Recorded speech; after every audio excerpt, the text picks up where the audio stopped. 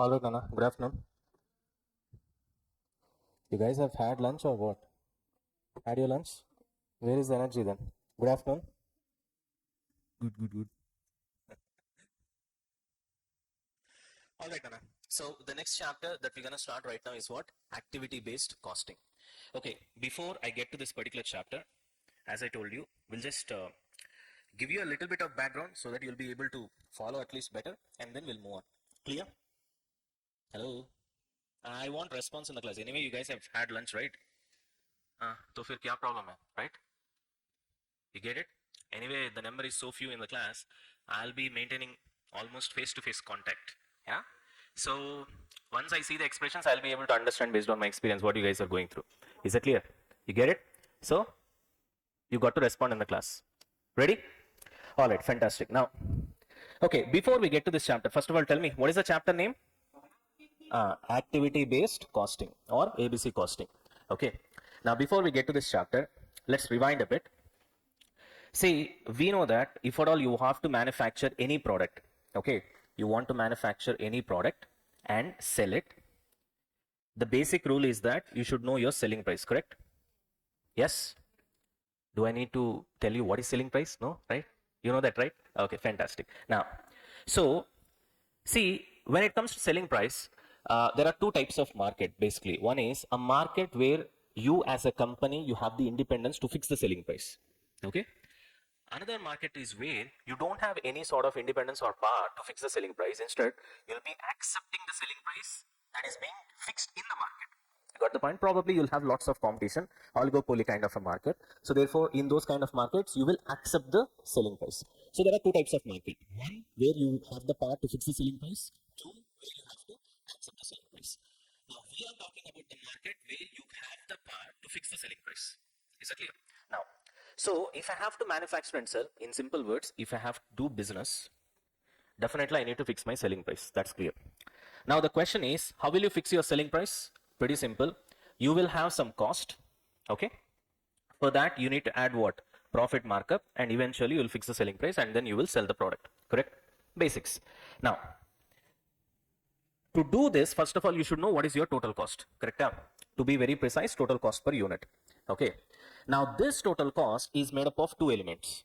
One is direct cost per unit. The other one is what? Indirect cost per unit. Now, conceptually, I don't want to get deeper because already this has been covered, but I'll just give you a basic idea. Okay. What you have to understand is direct cost means that cost which per unit you know at the beginning itself. You understand the point? Which means, for example, if I say direct cost is so much, the moment direct cost is incurred, you will be able to identify that per unit is so much. For example, because ultimately, if you have to fix your selling price, you should know total cost per unit, correct? Only then you can fix the profit markup and then you'll be able to fix your selling price. So to know total cost per unit, you should know direct cost per unit and indirect cost per unit. Clear? Now, direct cost per unit, there is no problem for us because the moment it is incurred, I know what is direct cost per unit. So immediately you will know. But here comes the problem. So this is your basic villain. You do not know what is indirect cost per unit the moment it is incurred.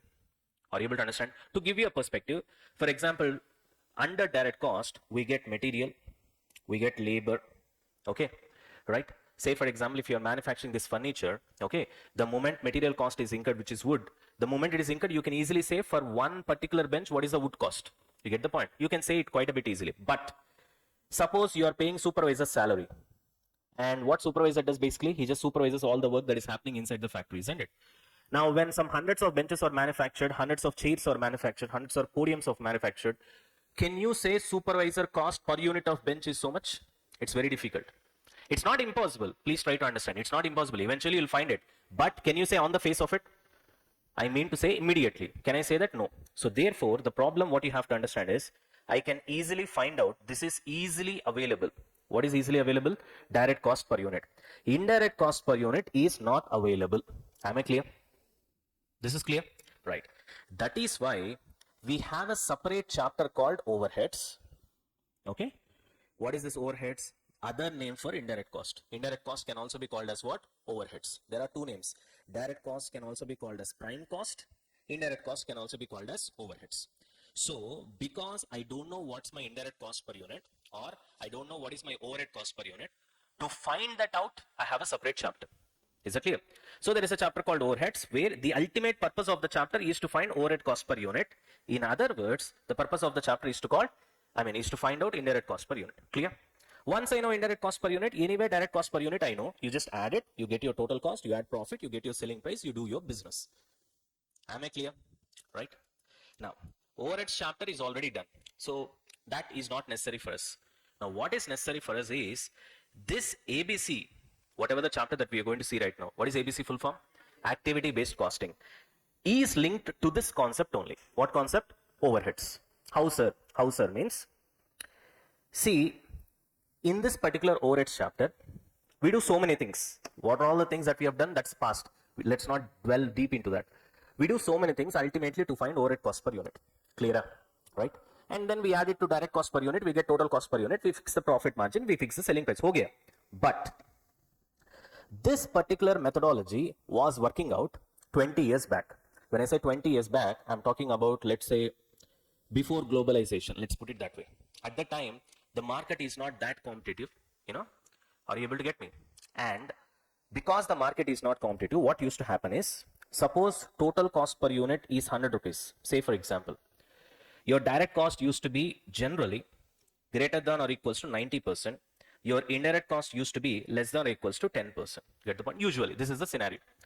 Now tell me, using your common sense, when something is less than 10%, will you give importance to that? No. All your importance will go to which one? Something that is 90% and above, isn't it? That is why this is also called as prime cost. What is the meaning of the word prime? It's very important. Are you able to get me? Right? So therefore, what usually used to happen is, all the companies, their focus was only on the direct cost, which is on and around 90%. Indirect cost, they were not giving that importance with respect to how much it is actually incurred, what is the actual indirect cost per unit, all those things chalta hai. What they used to do is that they used to observe indirect cost based on ad hoc basis. When I say ad hoc, do you know the word ad hoc? Ad hoc means what? Ad hoc means blindly. There is no suitable basis. There is no calculated methodology. There is no scientific methodology. Just blindly. For example, let me put it this way. Sir, direct cost per unit for, say for example, there is a pen. Sir, for this, direct cost is 80 rupees, sir. You got it? What companies used to do is that, sir, indirect cost we don't know, sir. That's okay. Add some 20%. That's all. It's just a blind rate. Add some 20%. You add some 20%, you get your total cost, you add your profit margin, and you get your selling price, job done. Are you able to get me? Which means what they used to do is that they never bothered about calculating actual overhead cost per unit or actual indirect cost per unit, because it is just 10%. So even if the calculation goes wrong, it will not hurt you that much. So therefore what they were thinking is, I just add blindly. Ad hoc basis is what we call. And they used to fix the selling price, and things used to work at that time. Why? Because even though there is a mistake in costing, eventually your selling price also will be wrong, correct? Despite that, they were able to do business. Why? Because there is no competition as such. Or even if there is competition, it is just one or two companies, that's all. Because there was no globalization. You understand the point? Yes. And the complexity of business at that time was very, very, very, what can I say? Relatively simple when compared to current days business. You got the point? This is where activity based costing comes into picture. So this is the background for you. Is it clear? Now the solution for this problem is what, Nana? Activity based costing. So what are we going to do in this chapter? Let us see. Now ready, everybody? All right. Chalo. Let's start with the first point. What is the first point? What is the purpose of this chapter? To find overhead cost per unit. Simple and straightforward. Can you please tell me what is the other name for overhead cost per unit? Indirect cost per unit. There ends the matter. So always, any chapter, once we start, first you need to understand the purpose. Unless you know the purpose, you don't know what you're learning in this particular chapter. So if anybody asks you, what is the purpose of activity-based costing, what should be your answer? The answer is to find indirect cost per unit or overhead cost per unit. Finished. Now, what is the logic behind this? Let's try to understand. Now listen carefully, Nana. Hereafter stuff will be very important. Ready? Yeah? All these things are not there in your ICA. Okay? You got it? So this is only for your purpose of understanding the concept. Otherwise, Ratta Mara Jindabad is what people will do. You got the point? Yes. So therefore, try to delve into this. Now, ready? Okay. From 1960s to 1990, at that particular point of time, the market used to be seller's market. Now, what do you mean by seller's market? When I say sellers, I'm talking about the companies who are selling the product. We are buyers. When I say we, who are we? The usual public. Okay? We are buyers, and the company people are the sellers. When I say from 1960 to 1990, the market is seller's market, what does it mean? It means they are dominating. If you ask your parents, they'll tell you, once upon a time, even if you want to get a landline, you know, a landline connection. You can't demand anything. You go to BSNL, you pay the deposit, you pay the money, you do everything, and then you wait for months together. Sometimes they'll wait for 6 months and 1 year to get a telephone connection. And the telephone also will come in their color, in their model. I mean to say, according to their preference. You have nothing to say. You get it? So this is what we call pure seller's market. Bajaj Chetak scooter, you know? You know or you don't know? Once upon a time, it used to be very famous. Our parents used to use, right? Even if you want to buy that scooter, people used to pay premium. People used to have a lot of influence. Only then they will be able to get delivery of Chetak scooters. Which means from this, what you have to understand is that it's purely sellers dominated market. Which means seller will say, this is the quality of the product I'll give. This is the price of the product. This is what is the performance of the product. So quality is decided by the seller. Price is decided by the seller. Performance is also decided by the seller. What buyer has to do? Sir, whatever you say, we accept. At least give me that product. You understand what I'm trying to say?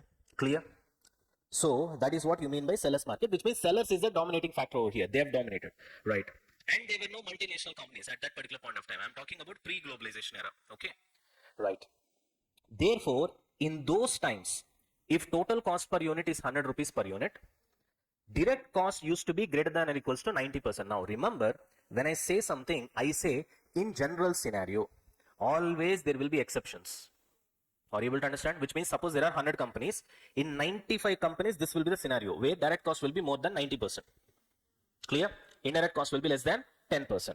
So therefore, naturally, your indirect cost are not significant. You get it? Yes or no? What is the other name for indirect cost? Overhead. What is the other name for direct cost? Prime cost. Why it is called prime cost? Because it is very important. If it is more than 90%, it is very important. When it is very important, then it is prime. You get it? Everybody? All right. Chalo. Now you focus on this, Nana. I'll allow you to take the pics as of now. Okay? Once the concepts are done, you can take your phones and you can take the photograph of each and every notes. Right? Once your batch is done, we are going to give you the physical copies because still the notes is going on. As and when your chapters are being done, the notes is being done. You get the point? You get it? But apart from the notes, whichever explanation that I give, if you feel important, you can have running notes. That's your wish. Are you able to get me? Right? Yes. But at the cost of running notes, don't lose what I'm trying to teach over here. So you try to concentrate. It's your call ultimately. But you can take the pics. I think cam scanner apps are there, Nana. Once you take pic, easily it will be converted into PDF. So no worries. Is that clear? Right? And once the book is finished, you'll be getting hard copy for sure. Whether you'll get it in color or black and white, that I can't say. You get it? But you'll get the hard copy. Clear? Right. Anyways, now. So at that time, direct cost used to be greater than or equals to 90% and indirect cost is less than or equals to 10%. Therefore, the so-called indirect cost or overheads, they are not significant, means not important. So, when they are not important, we go by ad hoc absorption of overhead cost. Ad hoc means what? Blindly, that's all. You get it? There is no suitable scientific basis. Is that clear? There is no proper methodology. It's just blindly, right? That is what we learn in our chapter called overheads. Okay, in overheads chapter, we try to observe overheads based on pretty much this kind of methodology only. What is that? Ad hoc methodology. And with the help of this chapter, at the end of the chapter, we'll be able to find out what is overhead cost per unit. But if you ask me, whatever the methodology that you have followed in that particular chapter, which is there in your syllabus, which we have finished already, sir, is it perfect method of finding overhead cost per unit? Well, the answer is no. The answer is no. Then what is that we have learned, sir? It is just some sort of, let's say, ad hoc methodology is what we have followed. It is not exact methodology of finding out what overhead cost per unit is. Is that clear? Hello? Yes? All right. So therefore, whatever the overhead cost per unit that you have calculated based on overhead chapter in your syllabus is not proper, precise overhead cost per unit. It is some approximate overhead cost per unit. What is the right word? Approximate overhead cost per unit. So whatever the overhead cost per unit that you get is not exact. It is not precise. It is, let's say, more or less. This is the overhead cost. It's like that. Are you able to get me? Now. So finally, you'll fix your selling price. Of course, I told you, you will fix your selling price only if you're a price setter, not if you're a price taker. Price setter means what? As a company, I have the power to set the selling price. You get the point? Only then all these things will happen. Otherwise, if you're a price taker, all those things will not happen. Why? Because whatever the selling price that has been fixed by the market, I need to accept. For example, you take Royal Enfield space, the Royal Enfield motorcycles, right? Any competitor who enters into that particular segment right now, will they be price setter or price maker? Will there be price setter or price taker? The other word is price taker. Now you people tell me, what will be the situation? Anybody who comes as a competitor for Royal Enfield, they'll be price taker only because already Royal Enfield has set the selling price and that particular segment is already crowded. You understand the point? You have Honda CB350, that's a competition, right? You have Java, that's a competition. You have SD, that's a competition. If any new guy wants to enter, you see all these competitors selling the same kind of a bike, right? And whatever the selling price that they're fixed in the market, I have to take that selling price as a base and accordingly I have to manufacture the product. You understand how it works? Even in, forget about all those things. You take CA coaching center right now. Any new institute which wants to open CA coaching center, will they be price setter or price taker? Price taker, that's all. Already you have enough competition and then you have to accept the selling price that has been fixed by the market, correct? If all these institutions, suppose your IPCC, whatever it is, suppose the fee is 50K on an average fee that is in the market. Suddenly one institute comes and says, no, I am a price setter, I'll fix 100K. 1 lakh. Will it work? No matter what kind of luxury you provide, eventually it will not work because the market is not like that. Are you able to understand? So everything that I've discussed right now here on the left side of the page over here will work only if the company is what, Nana? Price setter. Which means this discussion is totally irrelevant if you're a price taker. The entire discussion that we have done so far is irrelevant if you're a price taker. Keep this in mind. Clear? Right. So which means we are seeing from whose point of view? Price setter's point of view. Or you can also call it as market maker's point of view. There are so many words for this. There are so many synonyms, okay? Market maker's point of view or price setter's point of view. Get the point? Right, fantastic. Now look at the continuation. But now this does not work. Now means I'm talking about current timeline. I'm talking about current timeline. Now this does not work.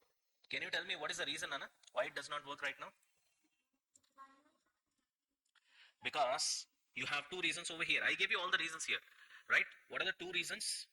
One, right now the market is not dominated by sellers, it is dominated by buyers. This is rule number one. So when buyers are dominating, definitely you don't have the independence to fix your selling price because selling price is already fixed by the market. Are you able to get me? Right. And second reason is because buyers are dominating, the selling price is already fixed by the market and most of the manufacturers are price takers. What do you mean by price takers? They have to accept the selling price fixed by the market. So now the calculation will be reversed. Earlier, what used to be the calculation? First, say for example, if I have to manufacture and sell this particular product, what will I do? First, some technical guy will be there, scientist or an engineer. He will engineer the product, correct? They will do R&D. Research and development expenses will be kept. Finally, they'll come out with a design. They will have a prototype. Prototype means what? Testing item, first step. They'll test it. Once they test it, okay, now the product is ready. Once the product is ready, what they will do? Then they will start assessing, okay, how much is the cost that we might incur? If we manufacture 1,000 products, 1,000 units, what will be the cost per unit? If we manufacture 10,000 units, what will be the cost? Like that, they will assess. After assessing, what they will do? They will try to do market research. Okay, what is the goodwill of our company? What is the need of this particular product in the market? How many competitors are there? Are you able to get me? Right? If I start selling this, okay, how many units will I be able to sell? For that, how much is the advertising and marketing cost that I have to keep? Everything will be done. Finally, they'll decide, okay, let me manufacture 1,000 units. You understand the point? Then they will decide, if I manufacture 1,000 units, what is the cost? If my cost is 80 rupees, then they will say, okay, how much is the profit margin I need? I need 20 rupees. Then they'll fix the selling price as 100. You get the point? You understand the steps, how it goes? But now, if I want to manufacture the same product and sell it, everything is reverse. What do you mean by reverse, sir? First, it starts with what is the selling price at which I can sell. You understand the point? Now, too much of competition are there. Maximum, you can sell it at 90 rupees. That's all. Beyond that, you can't sell. You get it? So, which means my first step starts with selling price being 90. You get it? Which means, see here, this is fixed. Selling price is equal to 90. That is fixed. You can't change it. Okay, this is the step one. You start with selling price. Then what is step two? You will reduce your profit margin. Suppose I need 20 rupees profit. Then within what cost you need to manufacture the product, Nana? Just like a budget. Just like a budget. You understand the point? I don't know what I have to do. I'll go to my R&D department and then I'll say, I don't know what you guys will do, but manufacture a product such that the cost should come within 70. Are you able to understand? Right? This is what is happening now. What kind of a market this is? Buyer's market or price takers market. Are you able to understand? Which means totally companies don't have control. Now you can ask me, sir, okay, sir, price takers market means it makes sense, sir. Which means In Royal Enfield example case, you told already there are so many competitors. So if a new player enters and want to sell a motorcycle, whatever the price that they have fixed, which is around 2 lakhs right now on an average. So beyond 2 lakhs, I can't go. Are you able to understand? That's fine, sir. But in case of buyer's market, what is the logic? I mean, buyers are dominating. In what way buyers are dominating? Because you and me are buyers, correct? Huh? How are we dominating the companies? Well, the logic is very simple. We decide what quality product company should give. What do you mean by we deciding? We are not forming part of the company, right? How do we decide? We decide by not buying. We decide by not buying the product if our quality expectations are not met. Are you able to understand? For example, I'll give a simple example. Java was launched as a competitor to Royal Enfield. Initially, people were very excited. In fact, the product was good and the power was more than Royal Enfield, and people went and bought it. Then what happened? The service was bad. The long-term quality was bad. Are you able to understand? You understand that? And they were not happy with what Java was providing, and all of a sudden the sales dropped. Which means logically now you tell me who is dominating here, seller or buyer? Because buyer has got an alternative. Suppose you imagine only Java is available. Then whatever he does, still we'll be able to buy it because we don't have any other choice, isn't it? But because I have a choice, if this guy is not providing me, because here you understand, I am deciding the quality of the service. Because I've got multiple choices. Even classes you take, Nana, you come to this institute, correct? Or whatever the institute you go. If you don't really like the way classes are going on, quality wise or whatever the other reasons, what you will say? Then you won't recommend to your peers, isn't it? Here also you are the dominating factor, not the academies, not the institutes. You understand the point? You get it? Suppose in entire Hyderabad there is only one CA coaching academy. You understand the point? In that case, what will happen? Suppose whatever happens, even the quality is not good, something either other happens, even in that case, you will say, ठीक है चलेगा, हमको choice नहीं, हम तो compromise करेंगे. Yes or no? So in the second case, it is seller's domination. In the first case, it is buyer's domination. Are you able to get me? So when I say buyer's market, sir, how buyers can decide, sir, means by taking a decision of not buying it, it's their power. You understand the point? So I decide 350cc bike means this much of quality must be there. This much of warranty must be there. This sort of service must be there. This is the pricing that should be there. So I decide everything. You do anything out of it, then how do I influence you? By not buying it. You understand the point? Get it? Right now. So, right now what is happening? But now, when I say now, right now, current time scale, it is buyer's market and sellers are just accepting the selling price. They are price takers. These are all the two reasons. R1 is reason 1, R2 is reason 2. So as a result, what is happening? Your selling price is not fixed by the seller. It is fixed by the market, right? Therefore, the company has got no control over selling price. When you have no control over selling price, the only way to control profit is to control cost. Correct? Suppose you can control selling price, then you will not think about cost. Somebody will come and say, sir, cost is getting increased in our company. No worries here. Add profit margin, whatever the selling price that we sell, anyway, these people will buy. Correct? That will be your thought process. In monopoly, that's what happens. In monopoly, that's what happens. You get it? Yes, but in oligopoly or in competitive market, what happens? When I have multiple choices, I don't have control over selling price. When I don't have control over selling price, how can I ensure that my profit is still viable? The only way to control your profit is to control your cost. Therefore, cost becomes important. Therefore, calculating precise cost per unit becomes important. With respect to direct cost per unit, anyway, I don't have any problem. But indirect cost per unit also, I need to find what? Exact cost per unit. Are you able to understand? That's where ABC kicks in. That's where who kicks in? ABC. Another problem is, right now, the market is different. You have multinational companies. You have so many branches in so many countries. As a result, the entire nature of market has got changed. So like in 1990s, now your indirect cost is not less than or equals to 10%. It is almost 40% right now. Is that clear? Now use your common sense and tell me, when it is 10%, our thought process is what, Nana? Array, it is 10%, so no worries. Either udhar hota hai, right? Ad hoc basis also will observe. There is no problem for us, right? But still you will be able to do business. But now, when you have competition and when the selling price is very sensitive topic, in that kind of scenarios, when indirect cost is almost 40%, tell me, is it important or unimportant right now? Important. So when it is important, due to multinational companies and service sectors, finding out indirect cost per unit precisely, not approximately, precisely, is also important. Are you able to get me? Everybody, All right. So for that, for these two problems, the only solution is what, Nana? Activity-based costing. What is ABC? Activity-based costing. So what do we ultimately find with the help of ABC? Very simple. It helps you find precise overhead cost per unit. Now, the important word here is precise. It is not just overhead cost per unit. Suppose if I erase this, it doesn't make any sense. Are you able to understand? Why? Because we have a separate chapter called overheads where we do the same thing. We find overhead cost per unit. Are you able to understand? What makes ABC special? It is not just finding out overhead cost per unit. It is finding out what? Exact overhead cost per unit. In other words, what do we say? Precise. Precise. Precise. Okay. Once you know exact overhead cost per unit, or in other words, what is the other name for overheads, Nana? Indirect cost per unit. You add it to direct cost per unit, you get your total cost per unit, which is precise. Once you get exact total cost per unit, you add profit margin, you get selling price, which is correct. Correct selling price means what?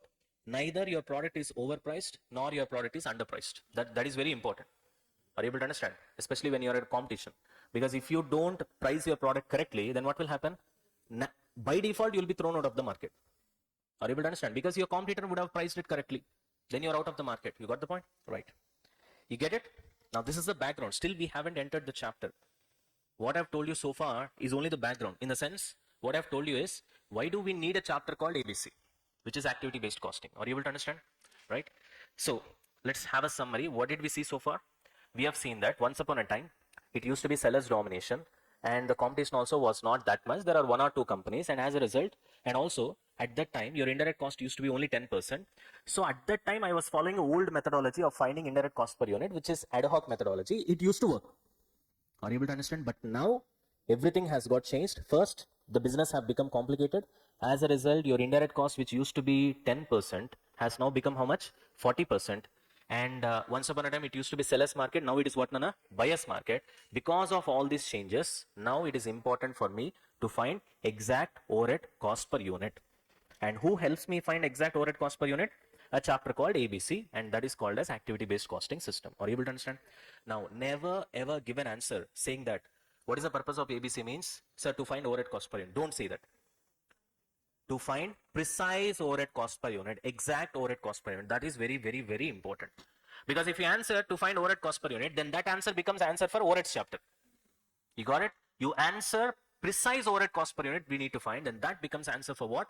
ABC. Am I clear? Fantastic. Now, shall we enter the chapter now?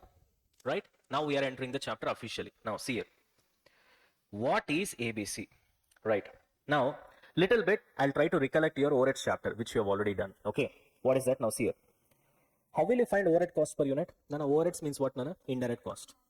Per unit indirect cost, how will you find, Nana? Total indirect cost divided by number of units. That's all. Correct? Hello? Yes. So if you want to find overhead cost per unit, numerator should be total overhead cost, denominator should be number of units. Correct? Very easy. Otherwise, there is another method also. This is based on units. Suppose if it is based on meshnas, overhead cost per meshnar will be total overhead cost divided by total meshnas. Correct? Very simple. Yes. Karanana, right? If machines are manufacturing your product, we'll take meshnas. Simple. Suppose if labor is manufacturing your product, we'll take laborers. Are you able to understand? Suppose neither machine nor labor is dominating your product, we'll take units. It depends upon the situation, how they are manufacturing. Correct? Say, for example, I don't know how many vegetarians are there, but it's okay. I'll give you this example. You take KFC.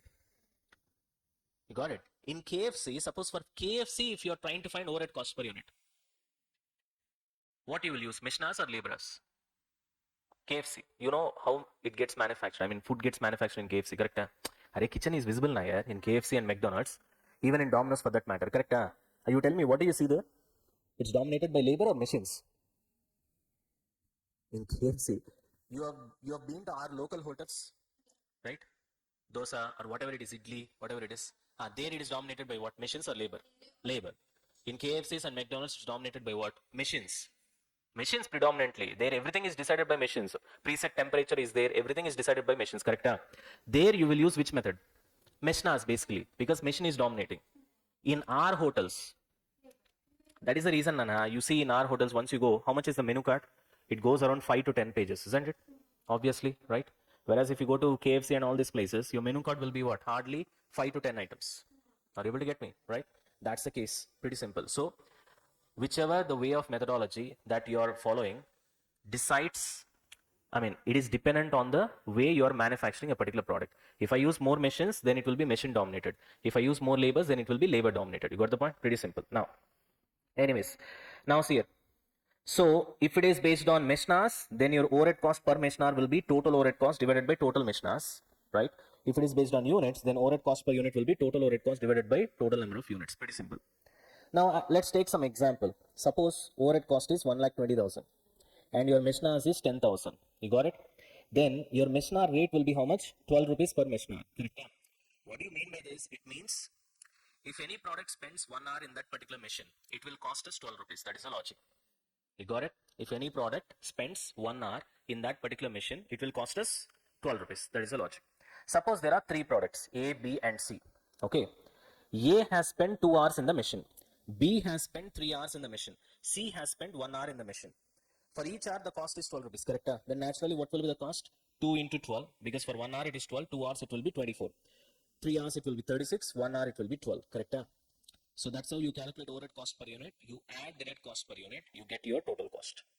Got the point? This is what we have done in which chapter, Nana? Overheads chapter. Okay, which we have already done actually. Okay, right. Anyways, now there is a problem with respect to this particular methodology, which we have already done. Because why I'm teaching you this is that because this is not there in ICA. The logic is unless you know what is a mistake that you are doing in overheads chapter, you cannot understand what is the purpose of ABC. The logic is very simple. You get the point? Unless I know what is the problem here, then if you say this is the improved method, I don't understand the logic of it, right? Why there is a need of ABC? So there is a need of ABC. Why? Because this is a problem with your existing methodology. That's what I'm trying to explain. Okay. Anyways, now see, ready? Yeah? How are we calculating mesh hour rate? Total overhead cost divided by total mesh hours. That's how you do 1,20,000 divided by 10,000, which I've done here, which is nothing but 12 rupees per mesh hour. Correct? Right. What is the logic behind this method? I am saying that this method is wrong. I'll tell you why. The logic behind this numerator divided by denominator is that the entire numerator, which is 1,20,000, that is this one, is influenced by this denominator. That is the logic. Correct? Only then you are dividing. I hope you understand the logic. Basic maths, right? When I say 1,20,000 is divided by 10,000, what is the logic? This numerator, which is overhead cost, is influenced by this denominator, which is mesh hours. Are you able to understand? That is the logic. That's why I'm dividing these two. But this logic is wrong. Why it is wrong? Because this 1,20,000, which is the numerator over here, which is we are calling it as indirect cost or overhead cost, is not a single expense. Is not a single expense means it is not single item. It is a pool of so many expenses. When I say pool of so many expenses, we have so many items inside that. What do you mean by that? I'll give you an example over here. If you further analyze this 1,20,000, in this 1,20,000, we have machining cost, we have setup cost, we have inspection cost, we have material requisition cost. Multiple costs are there. Now, what do you mean by machining cost? Whatever the cost that you are incurring to run the machines is machining cost. Setup cost means what? Every time you run a machine for 2 hours or 3 hours or 4 hours, after that you have to stop the machine. You need to clean the machine. You need to tighten the nuts and bolts. You need to settle the machine. Even you go to a small juice shop, imagine that the juice maker is a machine. Will they continuously be making the juices? What they will do naturally? They'll do it for half an hour, and after that, what will happen? They need to stop at some point of time. Then what they'll do? They will take out all that junk. They'll throw it away. They'll clean it, and they'll try to tighten it and do something. And then the next process of juice making will start. Now the gap, the time that they've taken to make the juicer ready is nothing but we call it a setup time. What do we call? Setup time. You get it? Bol rahe hai? Next, we have something called inspection cost. What do you mean by inspection? Name itself tells you. Once a finished good is manufactured or finished product is manufactured, you have to inspect it. Everybody do that. I mean, everybody does that, correct? Right? Because the quality standards are there or not. Even if you buy electrical product, Nana, on the left side, if you see the bulbs or whatever that you buy, there will be a sticker saying quality tested or okay, like that a sticker will be there. When they will place that sticker? Only after doing inspection. Got the point? After the product got manufactured, they will check it. Even you see Royal Enfield videos also, if you just click it in YouTube, once the entire bike is manufactured, it will be tested. Are you able to understand? And then they'll put the quality seal and then only it will go out. Are you able to get me? Bol rahe? And that is called inspection cost. And finally, we have material requisition cost. Material requisition cost means what? I am a production department. I'm manufacturing motorcycles or whatever it is. To manufacture motorcycle, I need raw materials, correct? Where will I get raw materials? From stores department. There will be godown. From godown, I'll get the raw materials. Now, normally if we are talking informally means we'll say, hey, give me raw material, something like that. But in companies, it doesn't happen like that. Nah? It needs to happen formally. So what the production department will do, they'll type a letter saying that I need so many units of steel. I need so many units of rubber or tire or whatever it is. And then it will be typed in a formal way, in a format. And then that letter will be given to the godown. The godown guy will take that and then he will see, okay, this much units you need, and the raw materials will be given to the production department. You got the point? How many times the production department will request the material? That is nothing but material requisition cost. Are you able to get me? Because nothing is free in a company. Because to do that request also, you need to have an employee. You need to have a system, and that will incur cost. And that is nothing but we call it as what? Material requisition cost. Clear? Now you know what is machining cost? The cost incurred for running machines. You know what is setup cost? The break between the machines, you need to set up the machine again for another run. Correct? That we call it as setup cost. Inspection cost, to check the finished goods. Material requisition cost, to produce the finished goods, you need to request the raw material from the stores or go down. You got the point? That is nothing but material requisition cost. Clear? Right. Now what you have to understand. So this 1,20,000, here we thought that by using this formula, we thought entire 1,20,000 is influenced by the denominator, which is Mishnas. Correct? But later, once we do further analysis, we came to know that no. Out of this 1,20,000, only 40,000, which is the machining cost, is influenced by Mishnas. What do you mean by getting influenced? Getting influenced means greater the Mishnas, greater should be the machining cost. Lesser the Mishnas, lesser should be the machining cost. Which means the more the hours that you run the machine, machining cost will increase. Correct? Logical, right? Now, out of this 1,20,000, only 40,000 belongs to machining cost, which is influenced by Mishnas. What about the remaining cost? Out of 1,20,000, if 40,000 is taken out, how much is left over for us? 80,000. This 80,000 is further divided into so many costs, and they are influenced by different factors, not Mishnas. That is the most important point. For example, setup cost. Now you tell me, Nana. I told you already what is setup cost. What did I tell you? Every time a machine is run, after 2 or 3 hours, we'll stop the machine and we will clean it. Once the machine runs, those are big machines, Nana. Each and every machine will be costing 50 crores, 60 crores like that. Big machines. So they have to tighten the nuts and bolts and stuff like that. Are you able to get me? So therefore, naturally, what will happen? You need to clean the machine. You need to put the lubricants. You need to put the oil. You have to do lots of things, and then machine will be ready for another production run. Got the point? Right? Now tell me, this setup cost will be dependent on what? Based on number of setups only. More the number of setups, more will be the setup cost. Less the number of setups, less will be the setup cost. Correct? Now tell me, this setup cost, is it influenced by Mishnas? No. Are you able to understand? No matter how many Mishnas you run, directly it is not influencing my setup cost. My setup cost is influenced by what, Nana? Number of setups, not Mishnas. Similarly, my inspection cost is influenced by number of inspections, not Mishnas. My material requisition cost, which I request to the godown, is influenced by number of times I do the request. Correct? Not Mishnas. It has got no relation whatsoever. Mishnas is something different. In some, building, the machine is running. Here I am requesting raw material from the godown. How these two are influenced? Are you able to understand? Now from this, you need to understand that this entire methodology which we have learned in overhead cost chapter is what? Wrong. Why? Because this numerator is not influenced by Mishnas alone. In this numerator of 1,20,000, only how much portion, right? 40,000 is influenced by Mishnas. Rest of the portion is influenced by different factors. Are you able to get me? So therefore, what ABC says is, Ray Mokku fellow, your entire 1,20,000 is not influenced by Mishnas. Ray, you try to further analyze this 1,20,000. You have nearly 4 different types of cost here, and each and every cost is influenced by different factors. So therefore, you divide them with those different factors. Earlier, what we used to do, we used to total this up, and we got 1,20,000. We used to divide it with Mishnas. There ends a matter. That's all. But now we are not going to do that. We know that only 40,000 is influenced by Mishnas. So divide it with only 40,000, right? And 30,000 is influenced by setups. Therefore, the 30,000 setup cost should be divided by number of setups. This inspection cost 20,000 is influenced by number of inspection. Therefore, that inspection cost should be divided by number of inspections. This material requisition cost is influenced by what? Number of material requisition. Therefore, you divide it with number of requisitions. Get the point? Which means we will not be getting one rate like we got in overheads chapter. We will be getting multiple rates here. One rate here it will come, another rate here, another rate here, another rate here. Are you able to get me? and that is why we call it as multiple absorption rates. Not just one rate, we have 4 rates over here, and that is nothing but ABC. What do we call? Activity based costing. Sir, what do you mean by activity? Sir, all these are activities, Nana. First one is machining activity.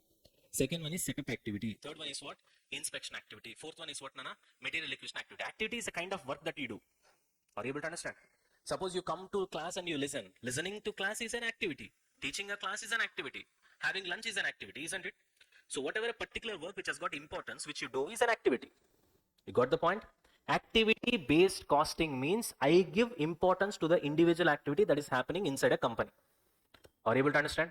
Earlier I was not doing that. So many activities were happening. I was not doing all those things. I will only see which is dominating in my factory. Machines are dominating, you divide it with machine hours. You get it? Labor hours are dominating, you divide it with labor hours. None of them are there, then you divide it with something else. You understand the point? I was not focusing on each and every activity. You get the point? But now we are not doing that. We're gonna focus on each and every activity because we have to find overhead cost per unit precisely. Because earlier the overhead cost used to be 10%, now it is what, Nana? 40%. So therefore I have to be really precise, and for that I need to identify the reason how these costs are incurred. Once I started doing digging, once I started doing analysis, I came to know that the further 1,20,000 cost can be divided into these 4, and each of them are influenced by different factors. Are you able to get me? Right. So finally, the summary is, as per activity based costing, you will be having multiple absorption rates. Okay. As per the overheads chapter which we have already done, you have only one absorption rate. You get it? Machine hour rate, that's it.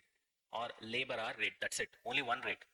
But here we got rate per machine hour, rate per setup, rate per inspection, rate per requisition. It can be anything else also. Only an example I gave you 4. You understand the point? Much more it can be there. You understand that, right? So that's the point. You got it? Anyways, right. Now,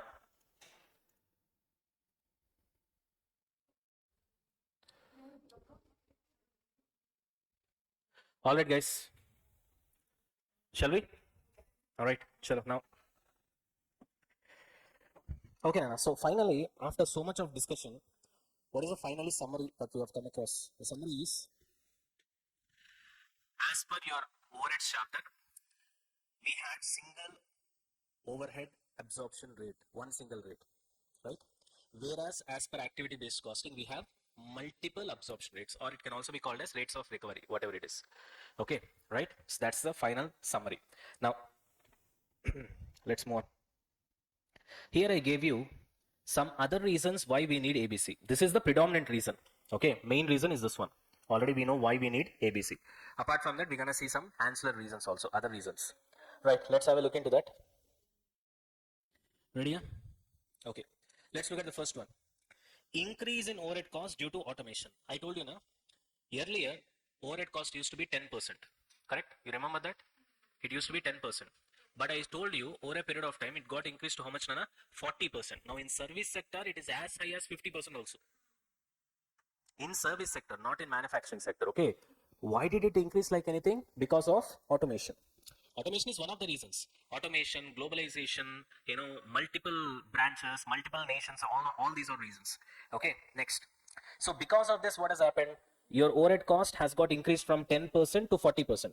Once it increased from 10% to 40%, I cannot follow ad hoc method to find out overhead cost per unit, correct? Hello? Yes, I cannot have a blind method. I need a precise method. That is one of the reasons why we need ABC. Next. Increase in competition which push the need for accurate product cost. When I say increase in competition, this is also I've explained. What is the logic behind that? Because your competition has got increased, it became what market? Bias market. See, this is your ICA wording. I've already gave you the same concept, but your ICA gave it in a different way. It gave a different flavor, that's all. Are you able to get me, right? Everybody. So if you read the sentence, what your ICA has gave? See, Nana. If you read the sentence, what your ICA has given? Increase in competition which push the need for accurate product cost. Accurate product cost means, which I've told you, precise cost per unit. Product cost means what? Cost of a product. Cost of a product means cost per unit of a product. You got the point? When I say accurate product cost, it means exact, precise total cost per unit. Now, when I say precise total cost per unit, it includes precise direct cost per unit, precise indirect cost per unit. You got the point? Precise indirect cost per unit is nothing but overheads. Correct? So which means what I told you at the beginning, we need precise overhead cost per unit, isn't it? Okay. Next, another reason is increase in product diversity. What do you mean by increase in product diversity? Earlier we used to have hardly one or two products in a company, but now each company is making. You take for example Reliance. We are manufacturing like they're manufacturing what, like I don't know. The number is so huge. 40, 50, 60, 70 products. Are you able to understand? Hello, yes. So when more products you are manufacturing, that is product diversity, what will happen naturally? Your entire manufacturing process will be complicated. When it is complicated, naturally your overhead cost will increase. You got it? When your overhead cost increases, it becomes important for me to find exact overhead cost per unit. Got it? Right. And finally, increase in information technology application. Got it? Because of IT only, automation is possible. Because of automation only, what is happening? My other overhead cost is increasing. My machine cost is increasing. My machine maintenance software cost is increasing. Correct? All these are overhead cost. You get it? Means indirect cost. Got it? Right. So because of these reasons, what has happened is we need to make use of ABC. That is the summary. Right. Anyways, now let's move on to the next one.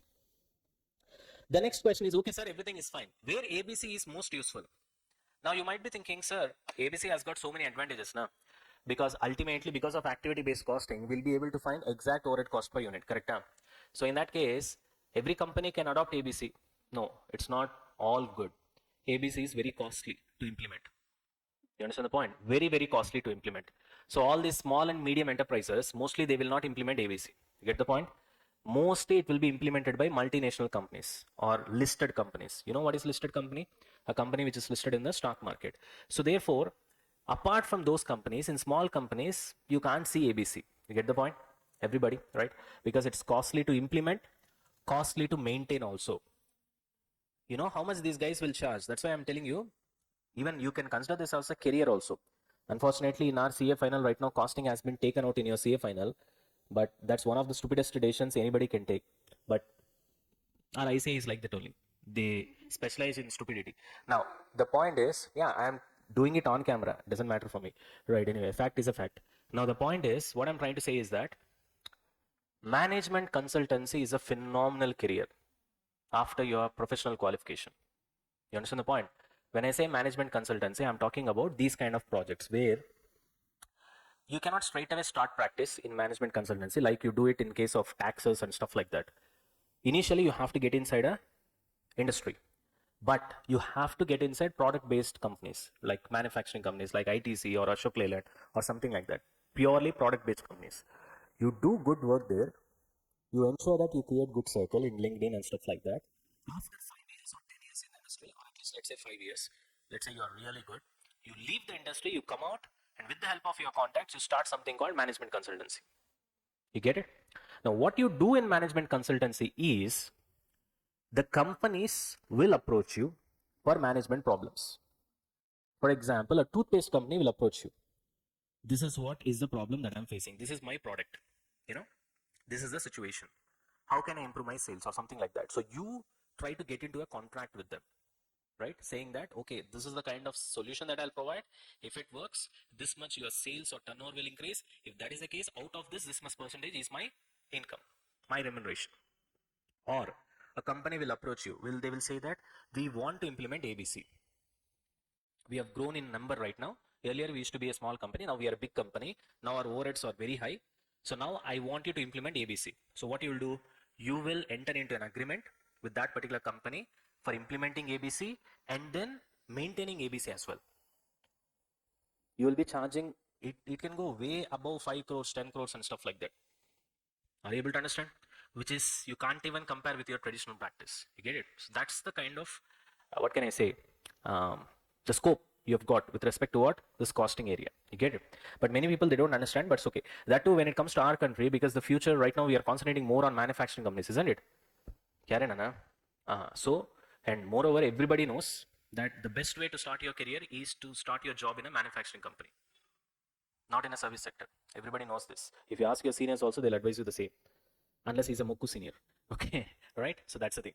Anyways, so that is why when it comes to ABC, it is not all good. It definitely requires lot of time, lot of money, and lot of expertise. So the companies, maybe they can see, it all depends upon the company. Either they will outsource it to a management consultancy firm like us, or it will recruit that sort of a person as an employee itself. There'll be around a pay package of 2 crores, 3 crores per annum. It runs like that. Okay. Anyways, so now what we're gonna see, where ABC is most useful. See here, where your overheads is of huge amount. Logical, isn't it? Karen, Anna. Suppose your overheads is less than 10%, Anna, indirect cost. Will you implement ABC? Even though yours is a big company, your big MNC. Still, you will not implement ABC. Why should I when it is less than 10%? It doesn't make any sense. So, ABC is most useful only if I have huge amount of overheads. You got it? Next, wide range of products, because these two are anyway linked with each other. Correct? Greater the diversity of your products, naturally what will happen? Overhead cost will increase.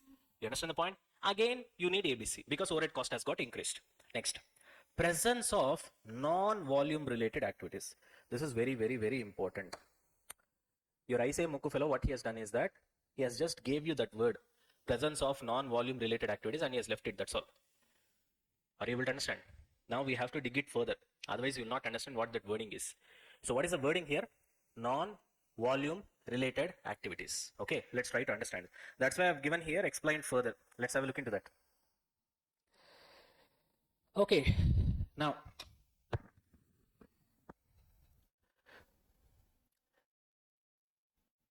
I don't want to get into these details. Everybody knows what is break-even point, correct?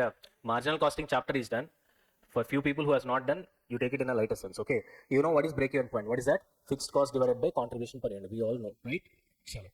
But forget about this. This is not very important for us. What is important for us is this fixed cost.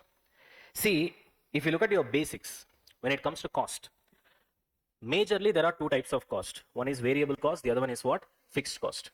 Name itself will tell you. Fixed cost means it remains fixed. Variable cost means it varies. Now the question is, it varies with what? It varies with what? It varies with the output. For example, let's take your output, which is bench only, na? Yeah, you take bench. Now tell me, material is there, wood which you see in the bench. Is it variable? Yes, more the benches, more wood we need, correct? Hello, yes. Right. Suppose there is a carpenter who is manufacturing that bench. That carpenter, whatever you pay him is nothing but labor cost, correct? Is it variable? Yes, more the benches means more the carpenter labor that we have to pay, correct? But all these benches are manufactured under this particular building, correct? Now tell me, what about the rent of this particular building? It is fixed. Whether you manufacture one bench here or you manufacture 100 benches, your rent, what you are going to pay is going to be what? Same. You understand the point? So based on this, what you have to understand is there are two types of cost. One is variable, the other one is fixed. Done. Now see here. So far what I've discussed, I have classified cost into fixed and variable based on what, Nana? Based on the relationship of the cost with the output, correct? Output means I'm talking about the bench. So I've taken bench on one side, I've taken cost on one side, and I've seen if bench number increases, this cost is increasing or decreasing. If it is also increasing and decreasing, then it is variable, correct?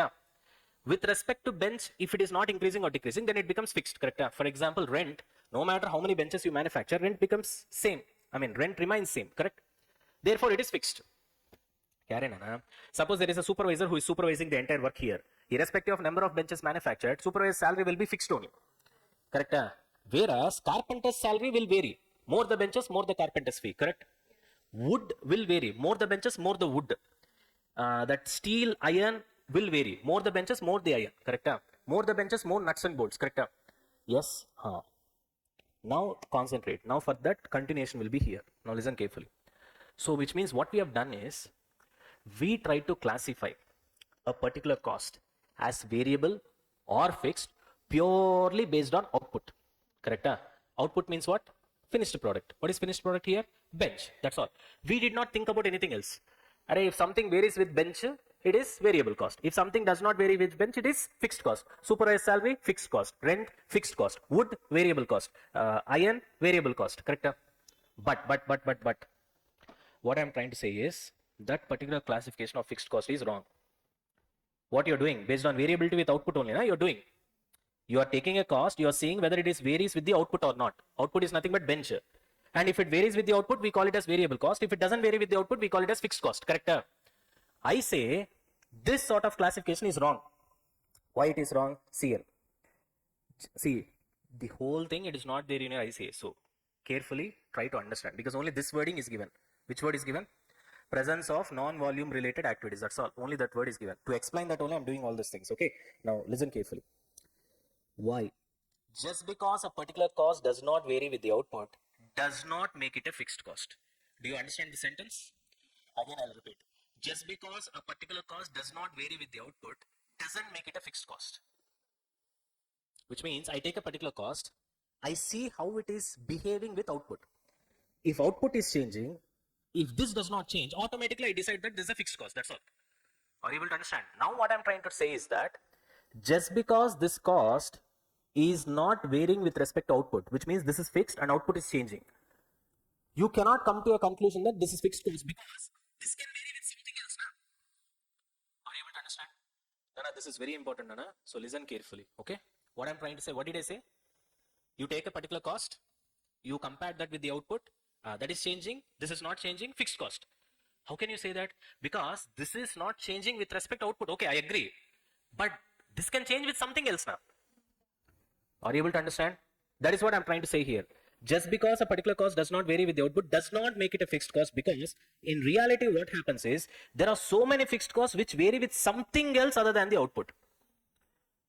Correct? What that something else we'll find out later, Ray, but use your common sense and think. Is it possible?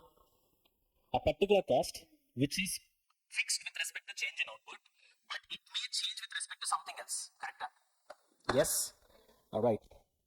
Now let's look at the example. Setup cost. This will not change with respect to change in output. So basically what you will decide, it is fixed cost, sir, just like rent, just like supervised salary. No, it will change with respect to number of setups. So what is the sentence here? Setup cost is considered as fixed cost just because it does not change with respect to change in output. But setup cost is changing with respect to number of setups. More the setups, more the setup cost. I hope you already know what is setup cost, correct? Whenever I talk about setup, you remember that juicer example. Juicer machine. Okay? You get it? Setup means not the other set, no, what you're thinking. Right. Now, moving on. Got it? We are vegan people, Nana. We don't have non-veg mind and all. Okay, veg mind here, right? Moving on to next one. Mokus. That idea is of VIP only, right? I know. Right. Now moving on to next one. What is the next one you've got? Engineering cost. See, engineering cost means in product-based companies, you'll be very shocked. You know how much engineers will be paid? I'm talking about product-based companies. They'll be paid literally in crores. My friend really got depressed one day. My friend means my partner. My CA firm is here only. Besides me, Seva over here. So my partner, because we filed returns and stuff now, looking at their salary, he got fainted one day. Okay, so they are paid like huge amounts. I'm not talking about service sector companies. Forget about service sector companies. Are you able to understand? Product-based companies. These engineers will be paid in crores. Literally in crores. Are you able to get me? Bol rahe? So that is why you have a separate item called engineering cost. The amount that you spend on that particular engineering stuff, which includes paying money to the brain. Correct? Hello? Yes? Now this engineering cost, what you pay in developing a product or in maintaining, has got nothing to do with the output over here. Right? If this changes, that remains same only. Engineering cost will not change. Are you able to understand? Earlier what we used to think, engineering cost is not changing with output, so it is fixed cost. No, it changes with something else. What is that? Number of engineering hours. Bol rahe? Material requisition cost changes with number of material requisitions. Inspection cost changes with number of inspection. Like that, so many items are there. All these are called cost drivers. Nana, you should be familiar with English, Nana. These are common sense things. Cost driver means what? What is the name? Cost driver, the one who drives the cost, correct? Isn't it? Nothing much to think, right? For example, for car, who is the cost driver? Distance traveled. More the distance. Not driver. Yeah. How these guys have come to see inter? Huh? How re? See, when you drive a car, you incur cost, correct? What is that cost? Mostly you pay fuel. Which drives your fuel cost? The distance that you travel. Got it? Not the driver. Okay, right. Similarly, any cost that we incur, something will drive the cost, correct? Kya re? Are you able to understand? So for setup cost, who is the cost driver? Number of setups.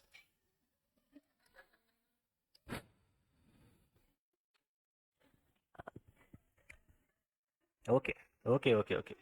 Your entire focus is on that. You should also focus here. Okay, right? What happened to this Gen Z? Huh? Only in social media you have your Pratapam. Gen Z like that. Huh?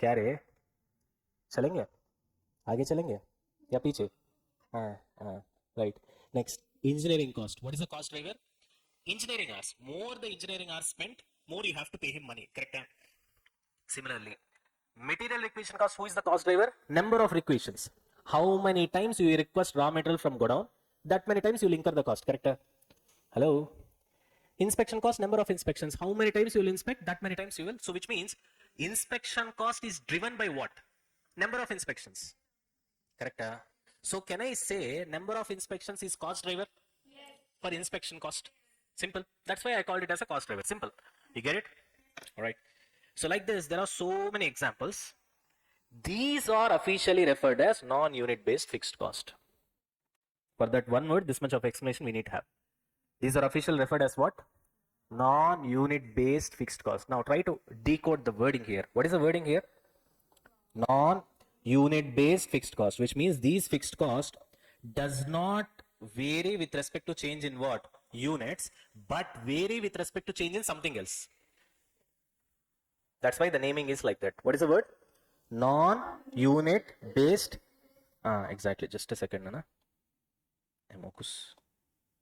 Okay non-unit based fixed cost right so again I repeat see here non-unit means unit means here he's talking about output unit means he's talking about output non-unit based other than output non-unit based means other than output base fixed cost means these fixed costs will change with something other than output that is the meaning of that word you get it now you tell me what is the meaning of this word non-unit means other than output these fixed costs will change they don't change with the output that's why they are called fixed costs na? Otherwise why do we call them fixed cost they don't change with the output but they change with something other than output that's why it is called non-unit non-unit means non-output means other than output clear all right so for that is the wording that this Moku fellow has given okay presence of non-volume related activities non-volume related activities means this one only all these are non-volume related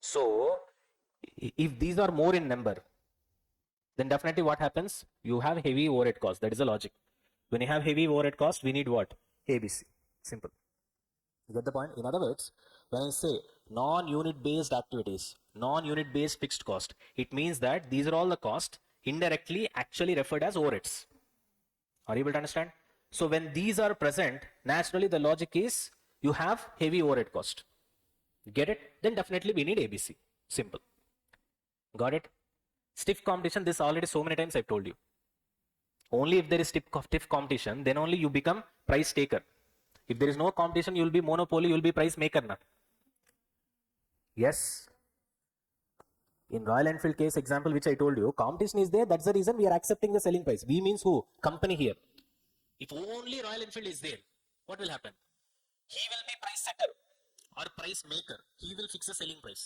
earlier that's what used to happen I'm talking about 20 years back before this Eicher Motors have purchased Royal Enfield before that they were about to close the company that's when that Siddharth Lal has purchased and he has revived the company prior to that why it was on the verge of closing because no competition they were fixing whatever the selling price they want it used to be heavy and stuff like that are you able to understand get it right are you able to understand each and everything see this is theory Nana okay but understand theory every word you understand then automatically it will be remembered in your memory you get it otherwise you have to by heart once you by heart then again and again you have to read to remember but if you understand it then it will be easy for you to remember for a longer period of time got it Shala. Are we done with this right this particular word I've already explained further what is that Non-volume related activities here. What are non-volume related activities? This one. This is activity. This is activity. This is activity cost driver. Setup cost is an activity. Sorry, setup is an activity. Engineering, doing that engineering work is an activity. Material requisition, requesting a raw material is an activity. Inspecting finished good is an activity. Correct? And this activity is driven by number of inspections cost driver. Bol rahe everybody, right? And material requisition activity is driven by number of material requisitions. Engineering cost activity is driven by number of engineering hours. Are you able to get me? Everybody? All right, fantastic. So this word is important, Nana. Non-unit based fixed cost. And here non-volume related activities. Volume is nothing but unit, Nana. Volume, unit, output, everything is nothing but the same. So when I say non-volume related activities means those activities which does not vary with respect to change in volume but varies with respect to something other than volume. Got it? Right. Chalo, that we have seen here. This is not necessary right now. Forget about this. Okay. This is not necessary right now. Forget about that. Now, let's go to the definition now. Now we are coming to the definition of ABC. You understand that? Definition of activity-based costing. Now, so what is ABC? This is your IC definition. It is a technique which involves identification of cost with each cost driving activity and making it as a basis for apportionment. Apportionment means distribution, okay, of cost over different cost objects or jobs or products or customers or services. In other words, what he's trying to say is that, now see here, I'll highlight the words. First, he is saying ABC is a technique, correct? Which involves identifying what we need to identify cost with each cost driving activity. Are you able to understand? Cost with each cost driving activity means what, right? What do you mean by this? Exactly. Cost with each cost driving activity means inspection is a cost, correct? With each cost driving activity, what is cost driver there? Number of inspections, correct? Setup is a cost. What is a cost driving activity? Number of setups, correct? Hello, right? What is the other example? Tell me. Engineering cost is a cost. What is the cost driver, Nana? Number of engineering hours, correct? Everybody? One more example, tell me. Material requisition is a cost. What is the cost driver, Nana? Number of material requisitions. Now you've understood the definition, that word. Cost with each cost driving activity, correct?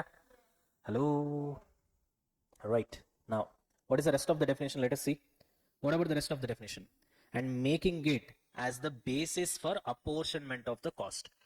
That we have not yet seen so far. We will see it further. Okay. Only till here we have discussed. Till here we have covered. Okay. This second part of the definition is yet to be covered.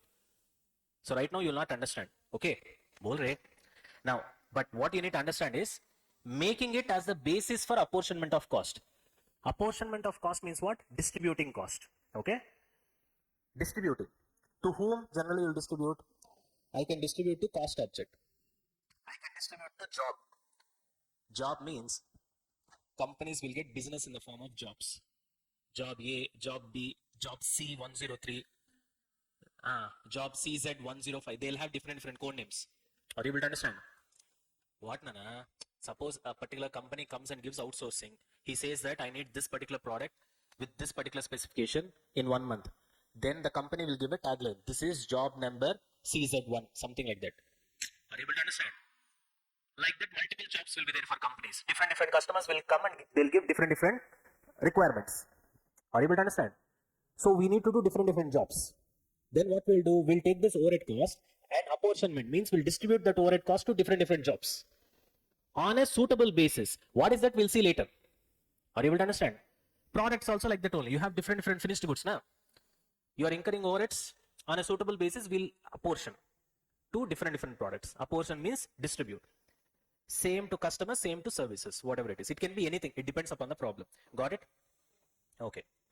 Now we have some important terms in ABC. Now with respect to definition, please understand, half the definition only we have covered already. The second half we are yet to cover. We will cover it by solving sums. Okay? Right. Now moving on to next one. Now see here. Some important terms in ABC, which means some important keywords. Almost all of these I have explained, but anyway we'll see one more time. See here. Guys, what is the first word? Activity. What is activity? Refers to an event that incurs cost. Inspection is an event that incurs inspection cost. Setup is an event that incurs setup cost. Correct? Material requesting raw material is an event which incurs material requisition cost. Correct? So that is nothing but an activity which we already know. Next, cost object. Now here the definition is like this. It is an item for which cost measurement is required. If you look at the basics chapter, I already gave you a different definition for this. What is that? See here. You want to find cost of something. Very good. And that something is what, Nana? Cost object. You want to find cost of something, and that something will be called as cost object. Simple. For example, I want to find cost of that particular bench. What is the cost object? Bench. I want to find cost of that particular projector. What is the cost object? Projector. I want to find cost of this entire recording setup. What is the cost object? Recording setup. Are you able to get me? Hello. I want to find cost of this entire infrastructure in this particular building. What is the cost object? Infrastructure of this particular building. Get it? So in other words, what is cost object? You want to find cost of something, and that something is cost object. Are you able to get me? So that's a simplified understanding which I gave you. You look at your ICA definition. So what is that? It is an item for which cost measurement is required. Cost measurement is required means, I told you, you want to find cost. Finding out cost is nothing but cost measurement. Finding out cost is nothing but cost measurement. Am I clear? Right, fantastic. Shall we move on to the next one? Right, next, cost driver. This also we have seen. One more time we'll see. See here. It is a factor that causes a change in the cost of an activity. Correct? For example, setup is an activity. Correct? Now, setup is an activity. Cost driver is a factor that changes the cost of an activity. Who will change the setup cost? Number of setups. More the number of setups, more the setup cost, which means setup cost is changing because of number of setups. Correct? Are you able to understand? Now, inspection is an activity. Who will change the inspection cost? Number of inspections. More the inspections, more the inspection cost. Correct? Bol rahe na? Yes. So, is this definition is relevant? Cost driver is a factor that causes a change in the cost of an activity. So, inspection is an activity. Inspection cost, who will change? Number of inspections. So, number of inspections is cost driver. Am I clear? Bol rahe? Right now. Here we have two categories of cost driver. One is resource cost driver. The other one is activity cost driver. This we know already. Correct? Activity cost driver just now we have covered now. Yeah? All these are what? Where are the examples that I gave you? All these are what? Activity cost drivers only. Activity. Cost driver. Correct? But apart from that, we have something else as well. What is that? Resource cost driver. Very simple. Resources means what? Arey, you have manufactured that bench. What is the resource you need? Wood. Carpenter. And a space. Correct? Resources. So when I say resources cost driver, it means something is driving those resources. Correct? Hello? Yes? Right. So it is a measure of the quantity of resources consumed by an activity. It is used to assign the cost of a resource to an activity or cost pool. Right. We will see that here. See here. Not here.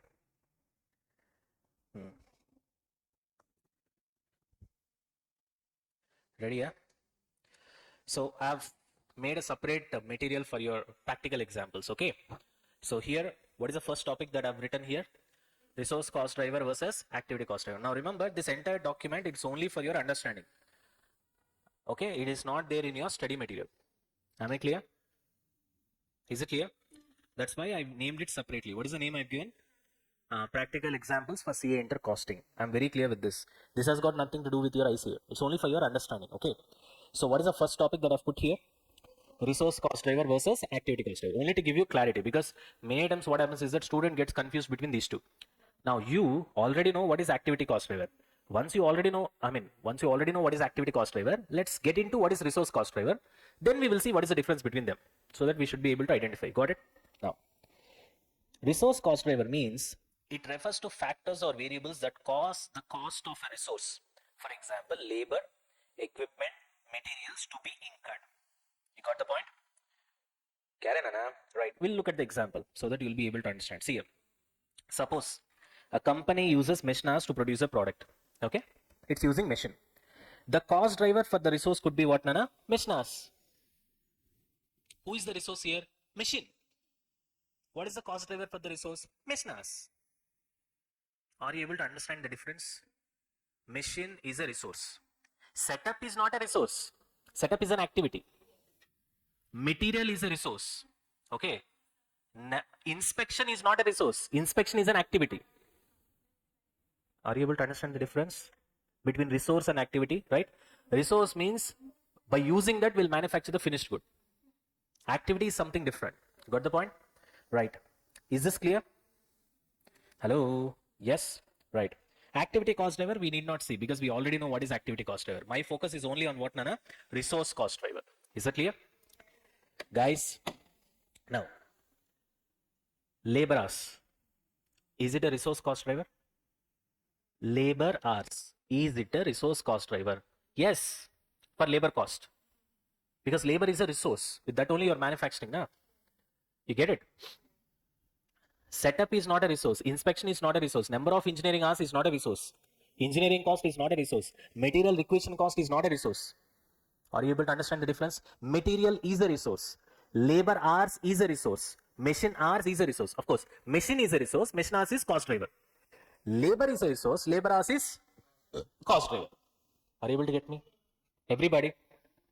Right. Fantastic. Are we done with this? That's it. It's only for your understanding. Now let's move on. Now see. So are you clear with this? So we are done with activity. We are done with cost object. We are done with cost driver. Now, cost pool. I don't know why these guys give fancy names and all. It's nothing but amount. What is cost pool? Amount, that's it. They see, that's what, na. We have pranayama. What is the name given by Western people? Coherence, cardiac breathing, something like that. They gave name for that. We call it pranayama. We don't give it any importance. But when we say you have to do coherence, cardiac breathing every single day, it's, oh, mind blowing, mind full gone, and then we'll follow, isn't it? But in our desi language, अगर हम बोले तो आप daily you just do some pranayama. You are very retarded. You are old school. Okay, cardiac coherence breathing. Oh wow. That's the name I think, so I'm pretty sure. Cardiac coherence breathing. You got it? And earlier in our, I don't know whether it's happening to Gen Z and all, we are from small towns, right? So for us, we used to have this as a punishment. Okay? Like this. Up and down for every mistake. And that itself is a medicine, it seems. Now, in Western hospitals, many of the hospitals, for certain diseases, they're asking the patients to come to the hospital, and inside the hospital, these guys are paying fee and doing this. Ding, ding, ding, ding, ding, ding, like that. Right? That's why I usually say, people don't trust me, that's okay. Whether they believe me or not. We are the stupidest generation of the human race, actually. Nobody believes that because their ego will, come and it will stop. We are the stupidest race of entire human, stupidest generation of entire human race. Our ancestors were far more, what can I say? They know how to live with the nature and they know what is right and what is wrong, and they were far more smart. We are like, whatever is there, we destroy. That's the only thing we do. Anyways, so cost pool means, just by looking at the name, don't think anything. It's just nothing but amount. See, it represents a group of what, Nana? Various individual cost items. That's all. You get it? Hello? All right. Example, machine setup cost. Suppose machine setup cost is 1 lakh, Nana. This 1 lakh is cost pool. Okay. Machine setup cost is 1 lakh. That 1 lakh is cost pool. You get the point? Right. That's the simplest understanding. Okay. Now let's look at some examples, Nana. Examples of cost driver. Research and development. What will drive the cost, Nana? How many research projects are there? That much of research and development cost, correct? More the research projects, more will be the cost, correct? More the number of hours spent on the research project, more will be the cost, correct? Right. Design of products, services and procedures. More the products that are getting designed, more will be the cost. More the parts per product, more will be the cost. Correct? What is the logic? If a particular product has got more parts, then the design is naturally complicated. Automatically service cost will be high, isn't it? So therefore, next one, number of engineering hours. Obviously, number of engineering hours, if it is more, it means the cost of these, the design of products, services and procedures also will be more. Got it? You need not worry about these things because everything will be given in the question only. Okay, question will not ask you. Maybe in multiple choice questions, maybe we may come across a situation where he'll ask you what is the cost driver for this. He will give you setup cost. What is the cost driver? He'll ask. We need to say number of setups. And that also we can easily identify. Even if you don't know also, you can identify. It will be of the same name only most of the times. Are you able to get me? Hello? For machine, what is the cost driver? Machine hours. For labor, what is the cost driver? Labor hours. Engineering cost, what is the cost driver? Engineering hours. Material equation cost, what is the cost driver? Number of material equation. Pretty much the same name, na? You will be easily able to identify. So don't worry about that, okay? These are just examples for you. That's all. You need not memorize anything. Got it? Hello? Everybody? Right. Next, customer service, number of service calls. Correct? More the calls that you do to your customer care, which we will be doing, isn't it? More will be the cost for them. That is the reason now what they have done, these Moku fellows, they have got AI right now, isn't it? So what they have done, frequently asked questions, they have done that big data analysis and they know what are the frequently asked doubts by the customer, and for that they'll have a recorded answer. Correct? Why did they do that? To reduce this cost only. You understand the point? So nowadays, earlier it used to be very easy for us to find out customer care. The moment we call, they'll say a particular number, mostly it will be 9. You press that, straight away it will go to customer care. Correct? Now, you can't find customer care. It is like catch me if you can. You need to go through so many menus, do trial and error. Finally, somewhere you'll catch hold of customer care. Isn't it? Yeah, that is also there. You have to wait in queue. Reason? Because of customer service cost. So more the service calls that you make, automatically the cost will increase. Got it? Hello? Right, all these are simple. Number of product service, there also customer service cost will increase. More hours spent on servicing products. You take your mobile phone and go to a customer service center, Nana. Right? If you have used your mobile phone in a normal way, maybe they'll do service pretty fast and then they'll give it to you. Do we use it in a normal way? No. Seriously? Mobile phone. Games you might not play. But other than that, you will throw it, you will use it like anything. You don't throw. Okay. Our guys will not do that. I should not use a word. They will literally do that. Okay. Right. Chalo. Anyways. Are we done? Shall we move on? Right. Next. Marketing. Nana. Greater will be the marketing cost if the number of advertisements is more. Correct? Greater will be the marketing cost if number of sales persons are more. Correct? Greater will be the marketing cost if sales revenue is high. Logical. Greater is your sales turnover. You have to spend more money on marketing. Na? They are directly proportional to each other. Correct? Right. Next, distribution cost. Greater will be the distribution cost if more number of units are distributed. Units means I'm talking about output. It can be any product. Correct? Hello? You take any example, you fill up any example, you'll get the answer. Suppose you are distributing Eureka Forbes vacuum cleaner, Nana, Eureka Forbes, right? Your Dyson range means that's okay, Nana. We are not Dyson range, okay? We are still in the range of Eureka Forbes. If you are broomstick range, yeah, once upon a time, right? From broomstick, we have come to Eureka Forbes. Let's see, we'll go to Dyson. That is also there, Nana. Right. Anyways, so suppose you are distributing Eureka Forbes vacuum cleaner, okay? More the number of units you distribute, naturally more will be the distribution cost, Nana, because you need bigger truck or you need more number of trucks, isn't it? And naturally the cost will increase, isn't it? Right. Next, more the distribution cost, more if you have more number of customers, because you need to distribute to more areas. Correct? So if this increases, naturally this will also increase. So which means this is driving this cost. Correct? Same logic only. This is driving this cost. You get it? It's just to give you a feel of it. That's all. You need not memorize anything. Okay? Purinjo. Right? All right. Now come here. This is just a summary of previous chapter overheads and this chapter. Okay? What is that? Cost ascertainment means finding out cost. you know that there are two types of cost. What are they? Direct cost, indirect cost. Direct cost, immediately you know what is direct cost per unit. That is what you mean by this arrow mark. Tracing of cost means the moment you incur wood cost, you can easily trace it to the wooden bench, correct? But if you pay something to supervisor or rent, and here benches are getting manufactured, chairs are getting manufactured, and so many units are getting manufactured, then it's very difficult for you to trace rent to a particular unit of bench. Are you able to understand? All right, that's what you mean by tracing. Tracing means finding out. Yes. So direct cost easily you can trace to the product. Indirect cost you can't trace. So therefore what we'll do, as per traditional costing system, we will be observing the overheads based on mesh hours or labor hours. Volume means units. Correct? What we'll do? Overhead cost divided by mesh hours. Overhead cost per mesh hour. Overhead cost divided by labor hours. Overhead cost per labor hour. Overhead cost divided by units. Overhead cost per unit. Correct? This is what we have done in overheads chapter. Are you able to get me? But now with respect to ABC, we are not doing that. We will be observing the cost based on what, Nana? Cost driver. Are you able to get me? More the cost driver, more will be the cost. Less the cost driver, less will be the cost. Simple.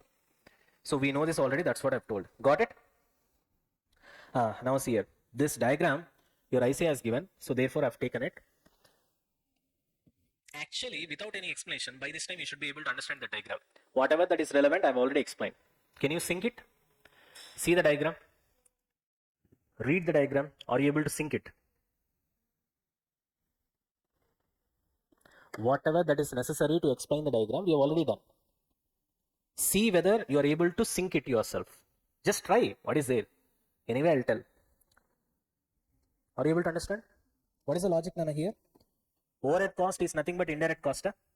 This is nothing but indirect cost. Indirect cost will be linked through resource cost drivers to the activity. What are resources cost drivers, Nana? Mesh hours. I'll write the example here itself. Mesh hours is a resource cost driver. Labor hours is a resource cost driver. Correct? Yes. With the help of these, your indirect cost will be linked to activities. What activity? Setup activity, inspection activity. Correct? How, Nana? Logic is very simple, Nana. With the help of mesh hours only, you will produce a product.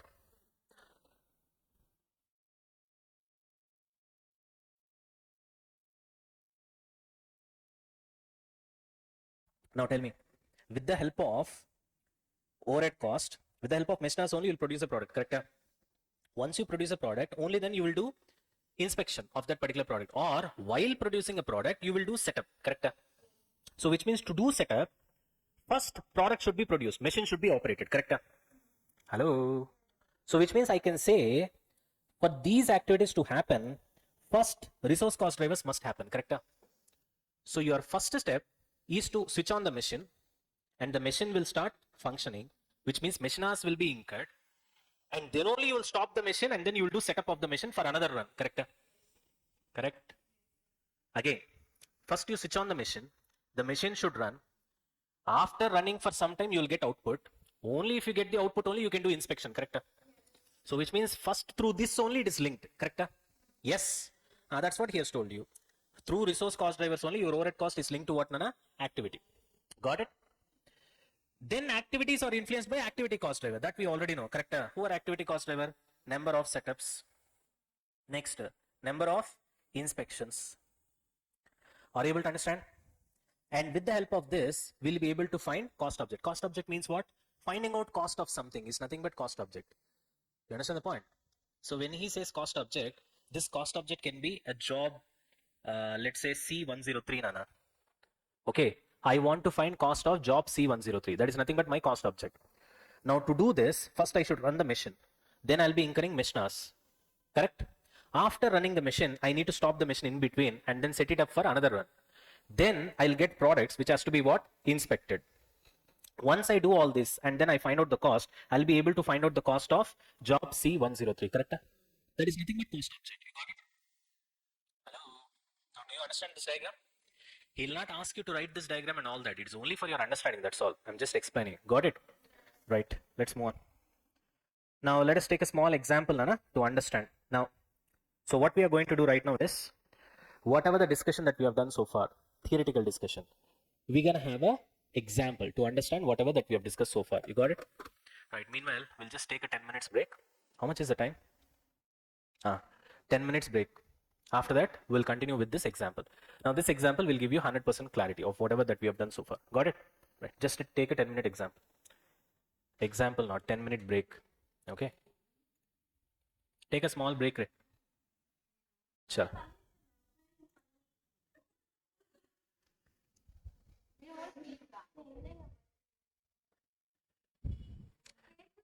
I'll start enjoying my birthday from tomorrow evening itself. Okay. So that with friends and all those things will happen. Day after tomorrow, it is with the yeah. Chalo. Ready? Yeah? Okay, now what we are going to do is that whatever we have learned so far, we're gonna try and understand that with the help of numbers. Okay, with an example. Chalo. Let's have a look into that, Nana. So assume that a company makes widgets. Okay, you know about widgets? All those pop-ups that you get, Nana, in your system, right? Yeah, the pop-ups, the menu bar, search box. Okay, these are all non-physical widgets. Okay, we have physical widgets also, like for example smart home devices, knobs, and all those things. Okay, widget means basically it's some kind of a device which does not have a specific name. Okay, any device which does not have a specific name, you don't have a name for that, that is called as a widget. I gave you examples over there. Okay, ready? Now, so the management decides to install an ABC system. Okay, the management decides that all overhead cost will have only three cost drivers. What are the three cost drivers? Direct labor hours, machine hours, and number of purchase orders. Now tell me, out of these three, what are resource cost drivers? Out of these three, what are resource cost drivers? Direct labor hours, machine hours. What are activity cost drivers? Number of purchase orders. You got it? That we call it as purchase ordering cost. We call it as purchase ordering cost. More the purchase orders, more will be the purchase ordering cost. You get it? It will be incurred by our stores department team, because stores department team will buy raw materials from supplier. So every time they buy a raw material, it will be a purchase order. You got it? And to make that order, they'll incur some cost. I'm not talking about purchase cost, which is raw material cost. I'm not talking about that. I'm talking about the cost that is incurred for the administrative work of purchasing the raw material. You understand what I'm trying to say? I'm not talking about purchase cost. Now that comes under raw material cost. You buy raw material from the supplier. I'm talking about what? Administration cost involved in arranging that purchase. You get it? That is called purchase ordering cost. Got the point? Bol rahe. You have to be what?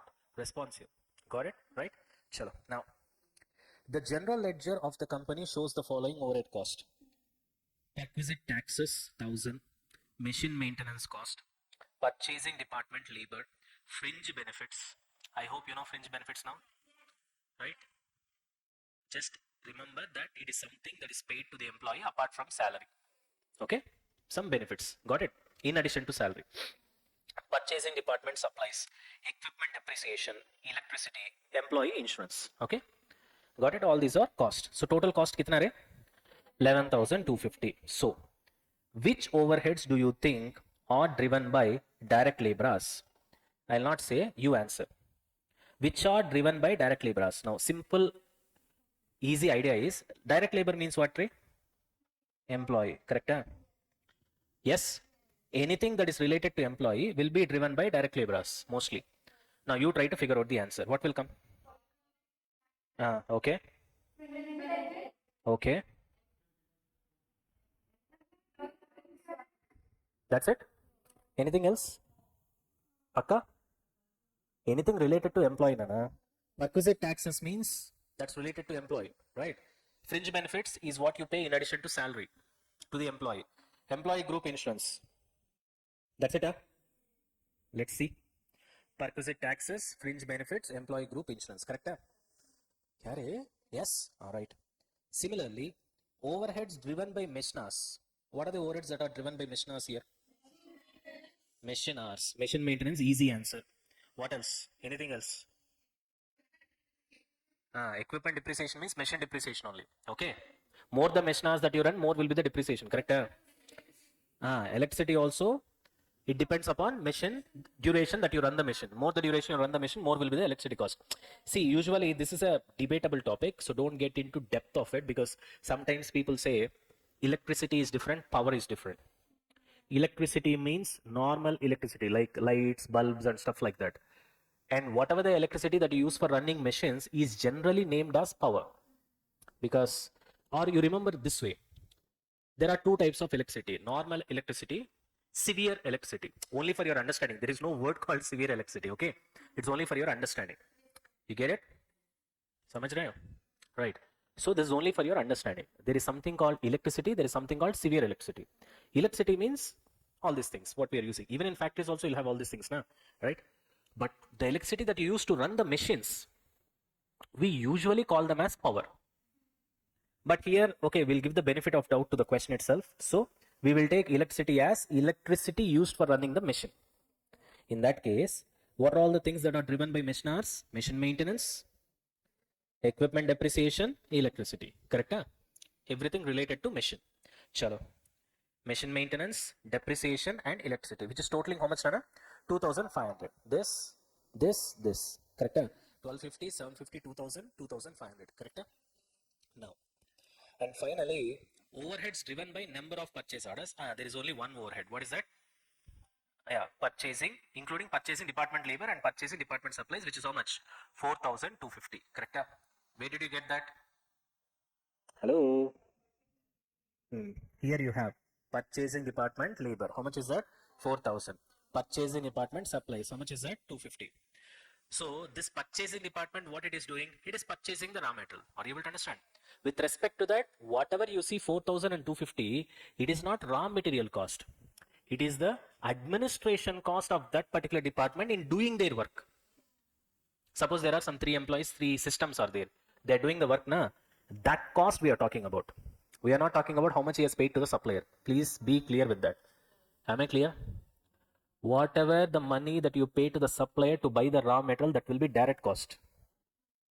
The administration cost that you incur to facilitate this entire process are overheads. Are you able to get me? Overheads means indirect cost. Get it? Right. Chalo. Now, overhead rate is calculated by the formula. What is the formula, Nana? Numerator is nothing but total overhead cost. Denominator is base. Whenever we use a word called base, it means anything can be denominator. For example, numerator is inspection cost. What is the denominator base?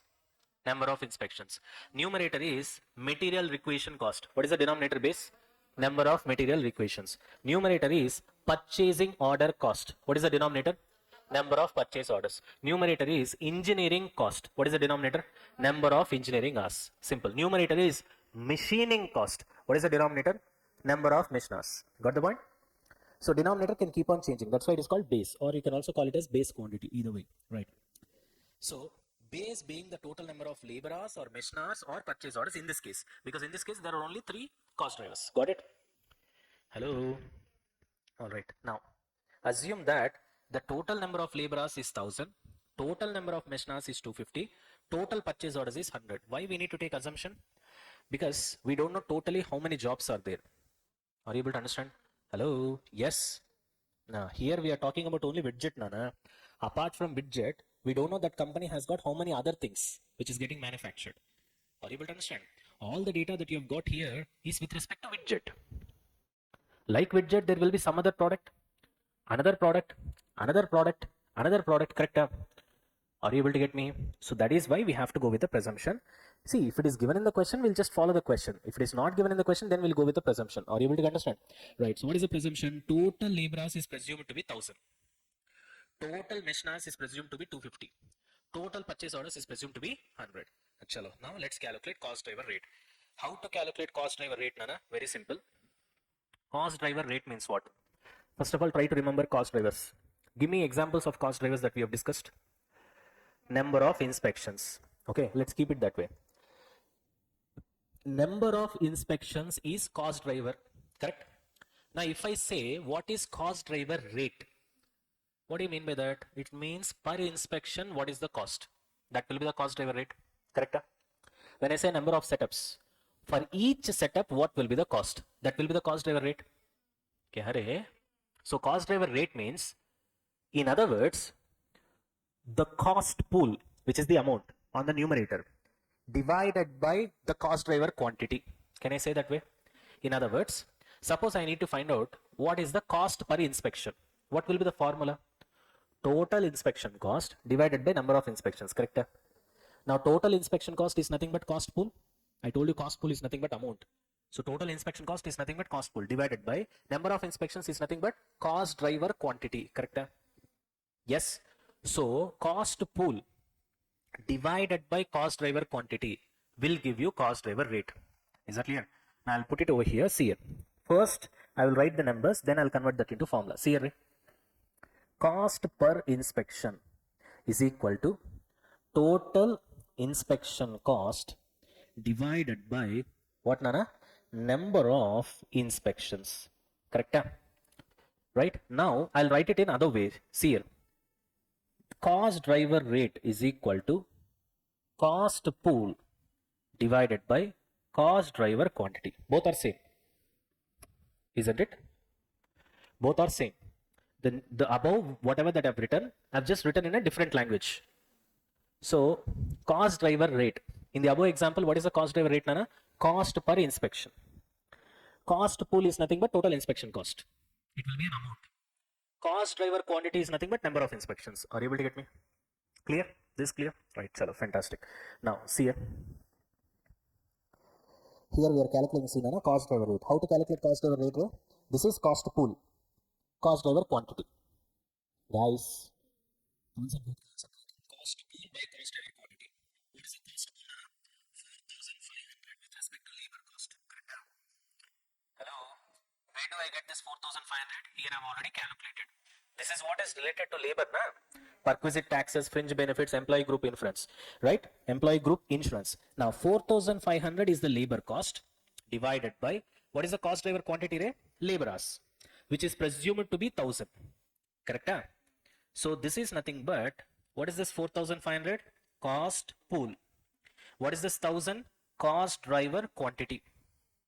What is this 4.50 per labor hour? Cost driver rate. Clear? Now you people tell me, again, you people tell me, what is this 2,500? Cost pool, machining cost, correct? Total machining cost, you see here, 2,500. Machine maintenance, depreciation, electricity, put together, correct?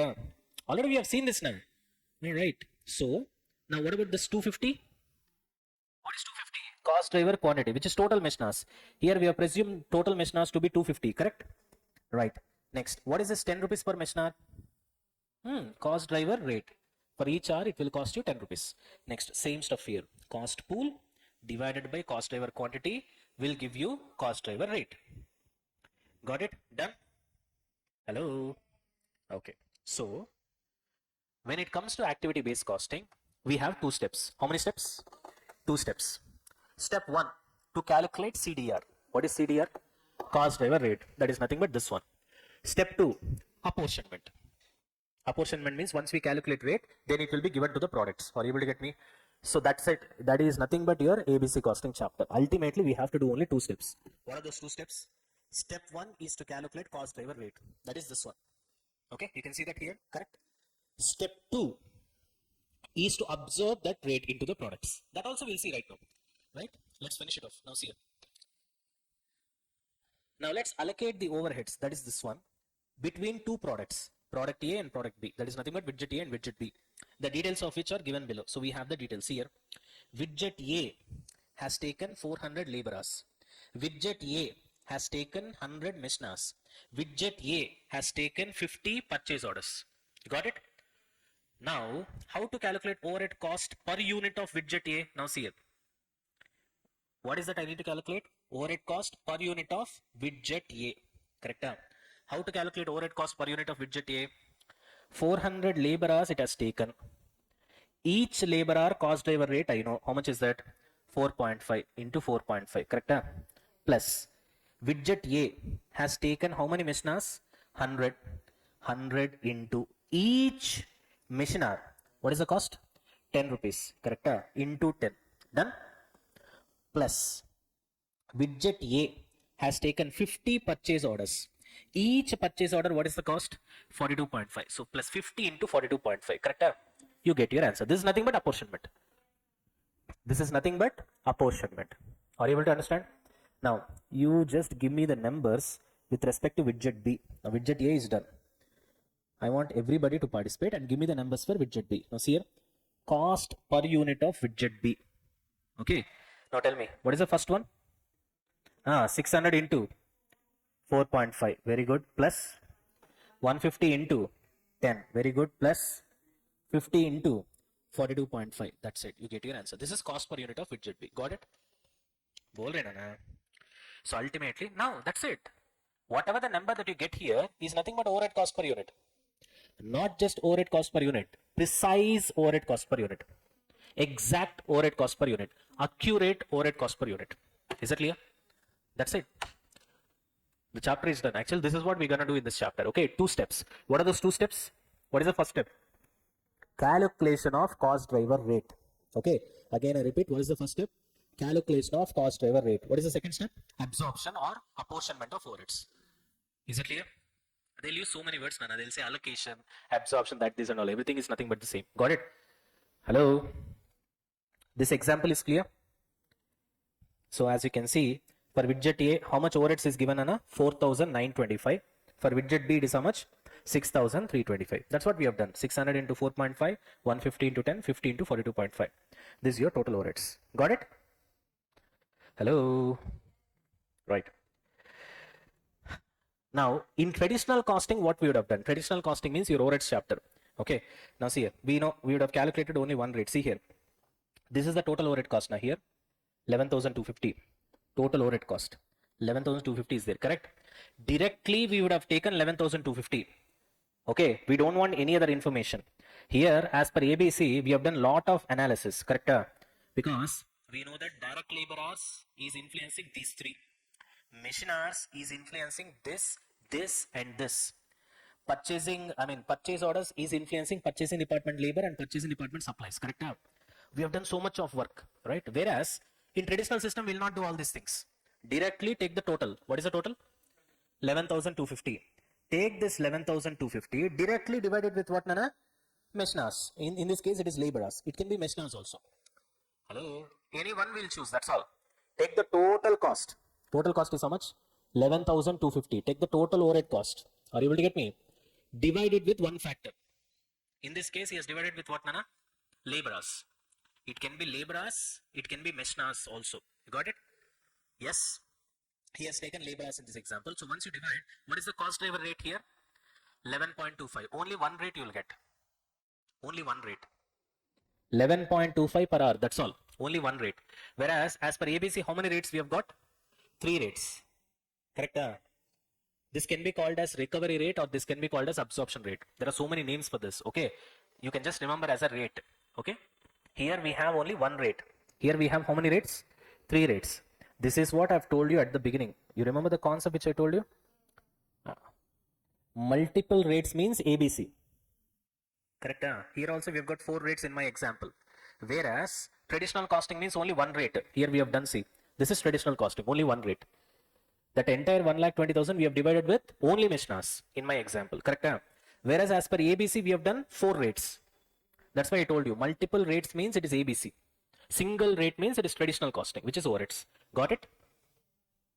Buddies? Yes? Alright, chalo. So see here.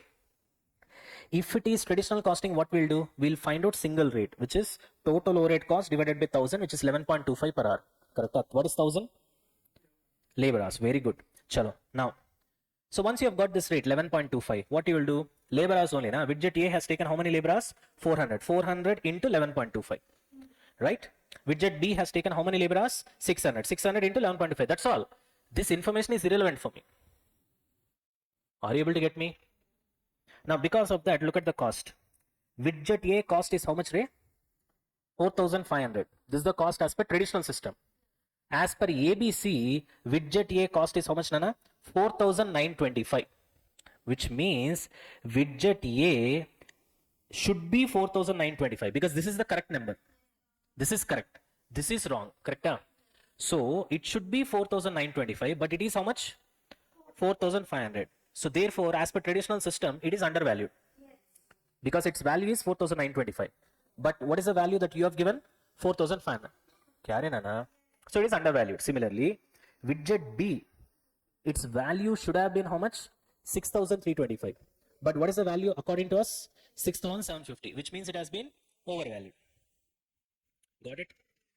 So which means your cost is not correct. Either it is getting undervalued or it is getting overvalued. In that case, naturally what will happen? Either you will overprice it or you will underprice it. In both the cases, it will not work. See, use your common sense. If you overprice a product, what will happen? Nobody will buy because it is overpriced. If you underprice a product, what will happen? Everybody will buy, but you will not get profit. You understand the point? Either way, it's damage for you. Right? Hello? What is the reason for that overpricing and underpricing? Your costing calculation is wrong. Because you have overcosted or undercosted. See, here I'm saying the word undervalued. Actually, what is the meaning? Undercosted. Correct? What is the actual meaning of this? It's undercosted. Correct? And this is overcosted. Correct? So once you undercost something, what will happen? You will underprice it. Naturally. You will sell more number of units, but you will not get any profit. Because your costing itself is wrong. Correct?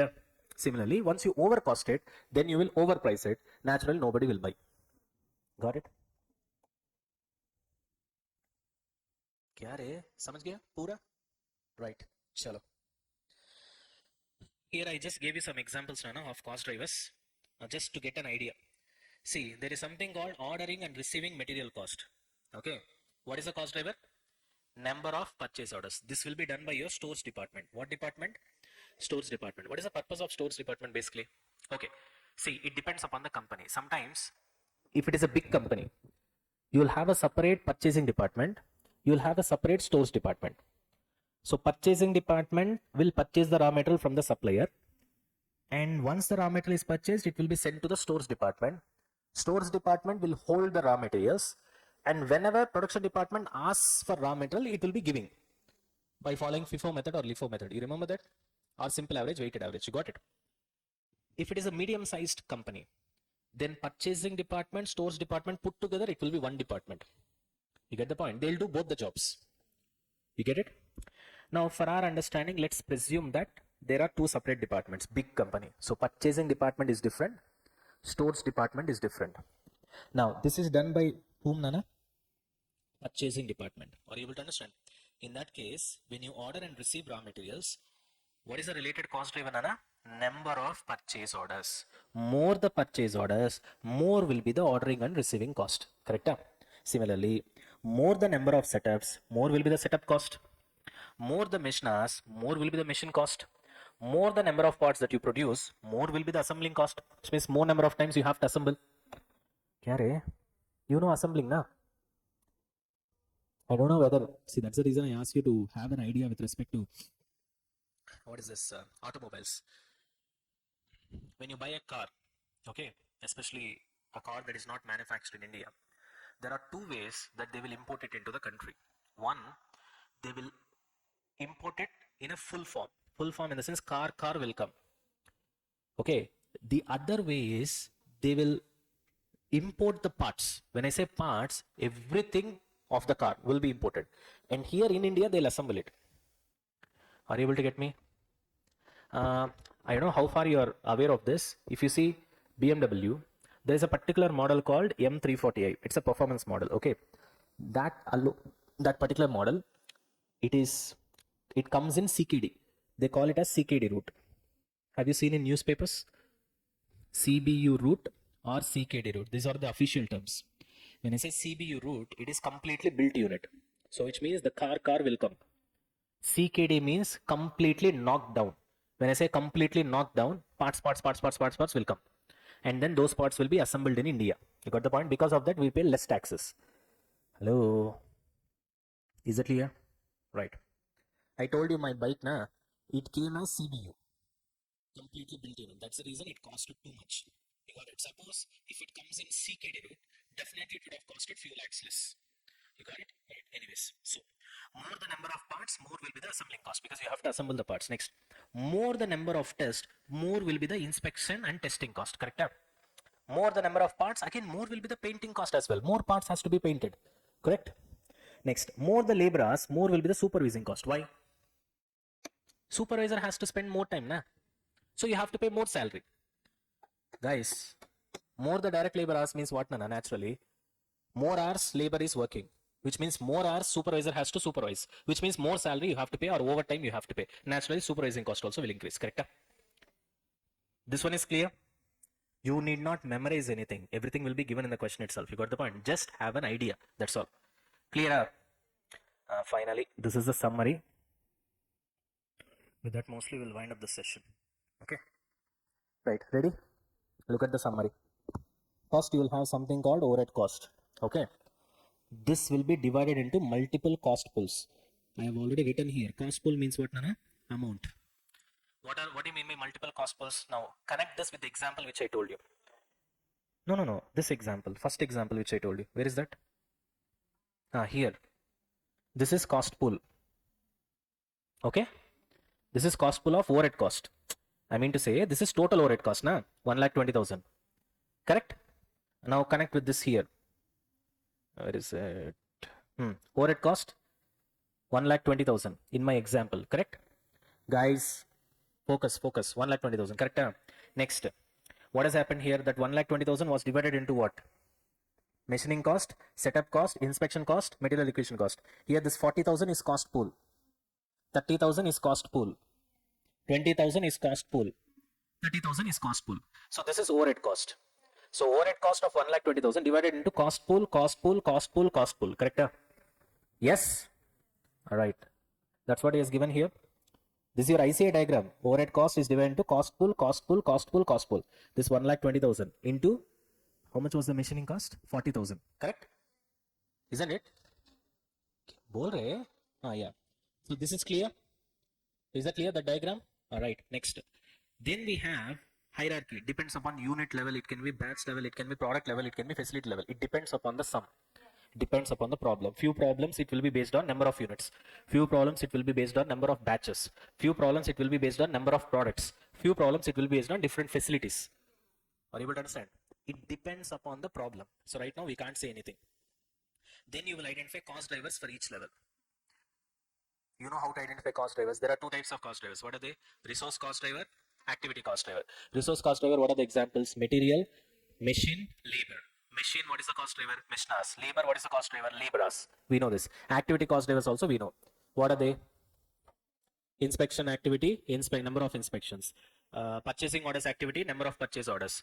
Setup activity, number of setups. Correct? Engineering activity, number of engineering hours. Yes? Alright, chalo. Then you will calculate driver rate. What is this driver rate? CDR. I told you, na? Cost driver rate. For each cost pool at each level. For each cost pool means what? Cost pool is that number. Inspection cost is a cost pool. Kya na? This is each cost pool, na? One cost pool this is. 4,500 is a cost pool. I've written here. 2,500 is a cost pool. 4,250 is a cost pool. For each cost pool, you will calculate cost driver rate. CDR means cost driver rate, na? That's what is given, right? Hello? Yes, I think this is the time that has been told for you. If there is time, I would have solved illustration 1. But I don't think time is there. Right, it's okay. Okay, we'll wind up here. Tomorrow we'll start the first problem. Still first problem also we haven't solved. Illustration 1 is there. Okay, you got it? Anyways, you take the pics of these, right? Take the pics. And then you leave.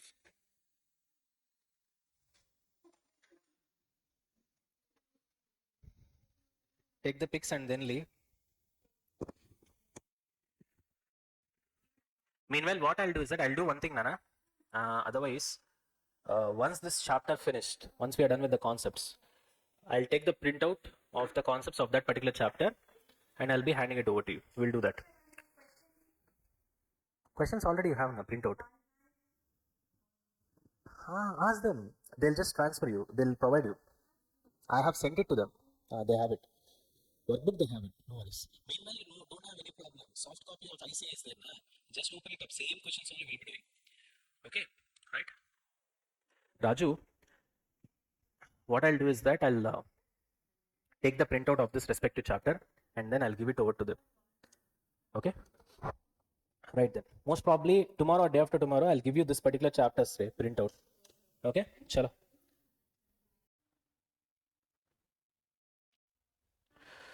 All right. So we'll just have a quick revision in 5 minutes and then we'll move on with the first sum. Ready? Yeah? Guys, everybody. All right. Chalo. Sorry for the delay. Okay. I had an emergency in Isanagar. Beyond that, I can't say. Okay. I was here almost 40 minutes back itself. But you can ask him and then get it. Okay. Now I can't say on the camera. Right. Anyways. Ready? Yeah? Shall we start? Now, so what did we see, Nana, yesterday in activity-based costing? We know that we started with the basics that ultimately, if you have to do your business, you should know your selling price per unit, correct? Presuming that you're a price setter as a company. But to fix your selling price, you should know your total cost plus profit, correct? But your total cost per unit is made up of two items. What are they? Direct cost and indirect cost per unit. And we know that direct cost can also be called as prime cost and indirect cost can also be called as what? Overheads. Direct cost, no problem for us. The moment it is incurred, immediately we know what is direct cost per unit. So no problem. But indirect cost, we have multiple problems over here. We don't know what is indirect cost per unit, correct? And that is the reason we do a chapter called overheads in your CA intern or CMA intern, where the ultimate purpose of overheads chapter is to find overhead cost per unit. Okay. However, even though that particular chapter is already done, we have finished it, and we know how to find overhead cost per unit. Again, we come across a chapter where the purpose is again the same. The purpose is to find what, Nana? Overhead cost per unit. Now, why do we have two chapters with the same purpose? Well, the difference is, as per overheads chapter, whatever the overhead cost per unit that we try to find is not accurate. What is the word? It is not accurate. Whereas here, even though the purpose is same, but it is not just finding out overhead cost per unit. The purpose is to find out what, Nana? Accurate or precise overhead cost per unit. You got it? Right. All this background that we have seen yesterday, I can't be revising all this stuff. We'll directly get into the concept. So what is ABC, Nana?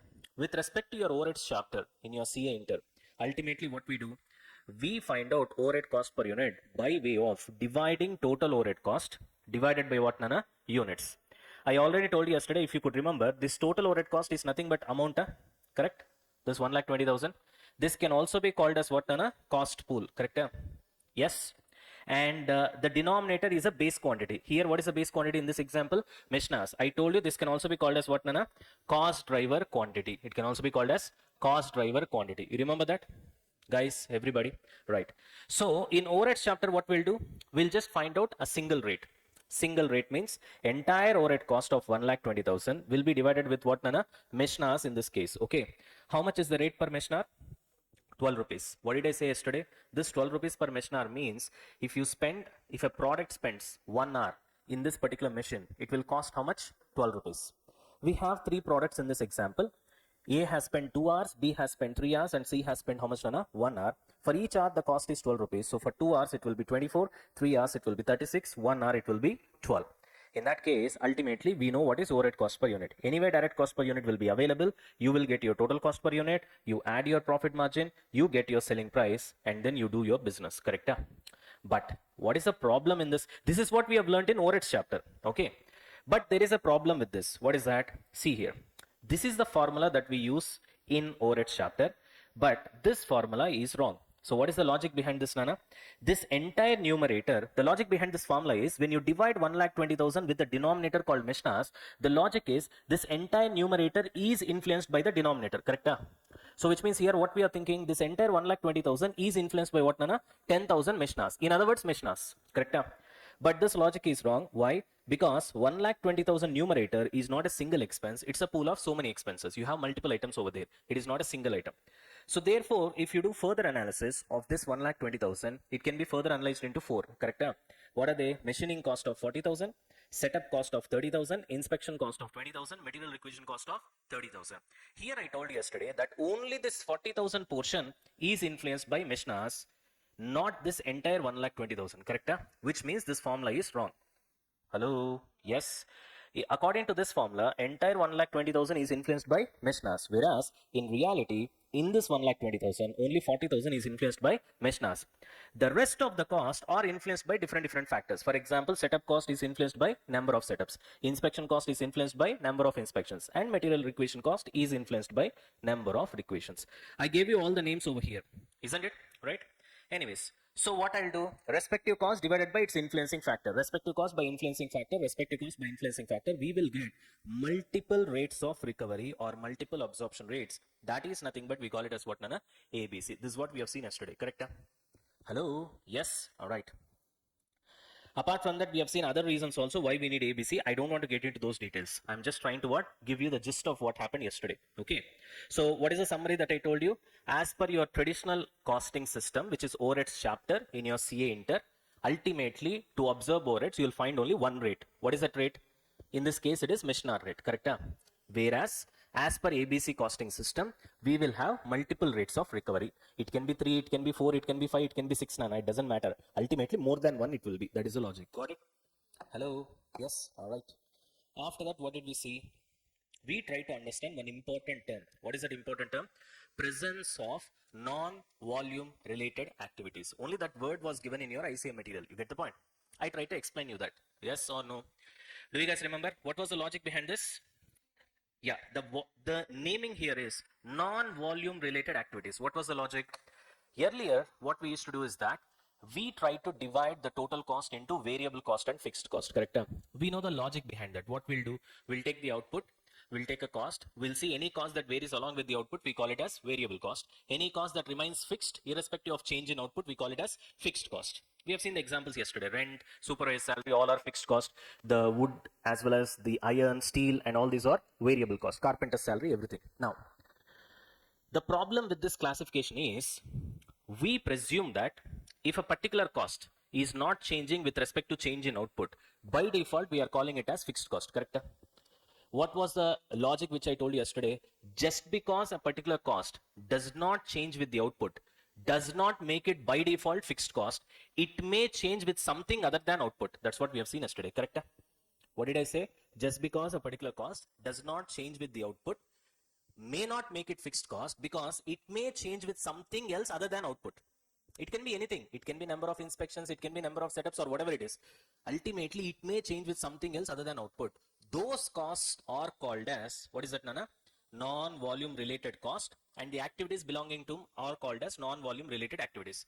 Non-volume means what? Other than volume or other than output.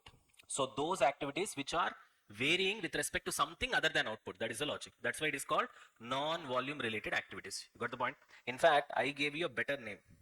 What is the name that I gave you here? Non-unit based fixed cost. What was the logic behind that? This is not necessary for you. This is not there in your syllabus, so don't worry. Okay, I'll just erase it. Now tell me, Nana, what is the naming that I gave you? Non-unit based fixed cost. What do you mean by non-unit based fixed cost? Non-unit, which means other than units. Other than units means other than output. Other than output based fixed cost means these fixed costs vary with respect to something that is other than output. That is the logic, correct? Hello? Yes? This is nothing but non-unit related activities because there I was talking about fixed cost. Here we are talking about activities related to that particular fixed cost. The concept is the same.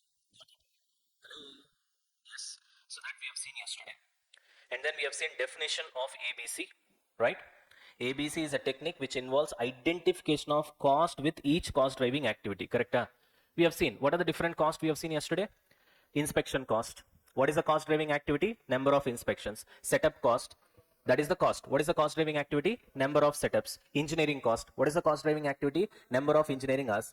Order processing cost or purchase ordering cost. What is the cost driving activity? Number of purchase orders, correct? Hello? Yes? All right. That's what we have seen yesterday. Next. I gave you some important terms in ABC. We know what is an activity, correct? What are activities? Give me examples, fatafat. Inspection is an activity. Setup is an activity, right? Engineering hours, in doing that engineering work is an activity. What else? Inspection already we have seen, Nana. Purchasing order is an activity, right? Anything else? All we have covered. Machining is an activity, okay? Material requisition is an activity. Got it? Okay. What is cost object? You want to find cost of something, that something is cost object, correct? I want to find cost of this bench, then that bench will be cost object. I want to find cost of this building, then this building will be cost object. I told you yesterday. Yes? Right. Then when it comes to cost driver, we have seen two cost drivers. What are they? Resource cost driver, activity cost driver. Activity cost driver we have already seen here, correct? All these are activity cost drivers, right? What are resource cost drivers? I gave you examples yesterday. Material, then what? Labor, machine. Okay, machine is a resource with which you are manufacturing your output. So it is a resource. What is the cost driver for machine? Machine hours. So that is resource cost driver. Labor is a resource. What is the cost driver for labor? Labor hours. So that is a resource cost driver again. Are you able to get me? Hello? Yesterday I've shown you, Nana. I took a practical example. Here I've told you this. You remember? Correct? Aisa what? You remember that? Anyway, I've explained it. Nothing much over here. I explained it today also.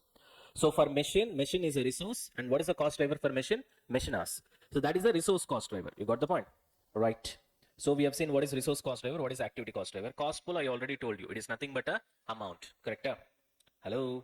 Then we have seen different types of cost drivers. I told you, you need not memorize any of these things.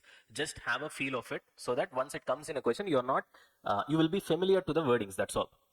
Everything will be given in the question only. Your activity will be given in the question. Cost driver details also will be given in the question, including the name. Are you able to understand? So there is not a worry for us. No need to memorize. This also we have seen yesterday. Correct? Hello? You want to find out cost. Cost ascertainment is nothing but finding out cost. You have two types of cost. Direct cost, directly you can trace to the product. Indirect cost, you can't trace it. So we have two systems over here, traditional, activity-based costing. Traditional is nothing but what we have learned in overheads chapter, okay, based on machine hours, labor hours, or units. Whereas under activity-based costing, it is based on cost drivers. That's why we get multiple rates. Here we get only single rate, correct? And then this also we have seen yesterday, correct? Whatever we have learned so far, it is represented in the form of a diagram. That's all. What did I say?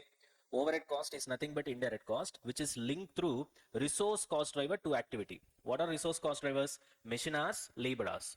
Through them, you are doing some activity, correct? Only if you run the machine, through them only, you'll be getting setup requirement for a machine. Hello, yes. Only if you run the machine, through that only you will get products. Only if you get output or products, you will be going for inspection, correct? So this resource cost drivers will drive the activities, correct? Which is setup activity or inspection activity. Do you remember yesterday I've explained you what is setup activity? You remember that? Bol rahe? Okay. You people tell me, what is the setup activity? I gave you with an example, right? What is the setup activity? You can't run the machine forever, right? Machine always runs in production runs. We call it as a production run, which means once you switch on the machine, it will run for 1 hour or 2 hours or 3 hours or 4 hours. In that time space, it will manufacture some X number of units. That we call it as a production run. After that, you have to stop the machine. Maybe it will get overheated. Are you able to understand? You have to make it cool down. You have to clean it. You have to change the oil. You have to change the lubricants. And then you have to tighten the nuts and bolts. And then the machine will be ready for another production run. Correct? Yes? All right. So that time that you have taken to make the machine ready for another production run, we call it as what? Setup time. I gave you that fruit juice example also. You remember? Try to recollect that. Anyways, these activities, then it will influence what, Nana? Cost object through activity cost drivers. We know that. What are the number of setups, number of inspections, and so on. Yesterday we have seen. And what is the cost object? Like this, some job will be there. You need to find the cost of this job. Then this becomes cost object. Correct? Right? All these things we have seen yesterday. Okay. After that, we have seen an example on how we will calculate your overhead cost per unit as per activity-based costing system. So for that, what we have done?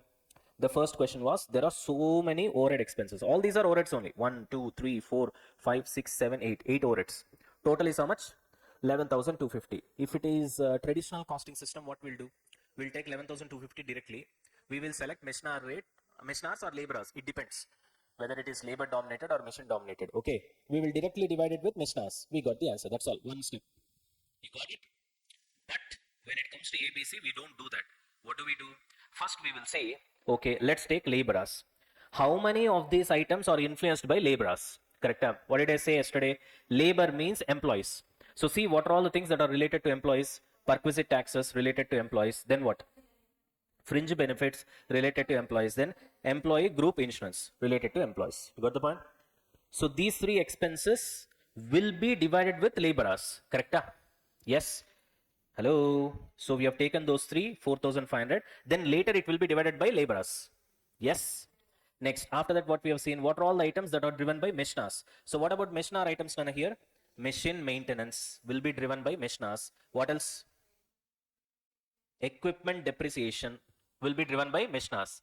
Correct? What else? Electricity also here, it's a debatable topic. I told you, normally electricity means we use it for lighting bulbs and fans and stuff like that. For running the machine, usually we use the word called power, right? But in this example, he has used the word electricity. He means electricity means it is used for running the machine itself. So therefore, we have compromised ourselves and we took it as machine related item. You got the point? So therefore, machine maintenance, equipment depreciation, electricity, all driven by machines. Correct? Hello, yes, you can see it over here, and that is totaling to 2500. What we'll do with this 2500, we will divide it with Mishnas. Got it? Right. After that, what we have seen, finally, overheads driven by number of purchase orders, including purchase department labor. So purchase orders, it is driven by what, Nana? Purchasing department labor and purchasing department supplies. Correct? These two will be driven by purchase orders. You remember that? Yesterday we have seen, right?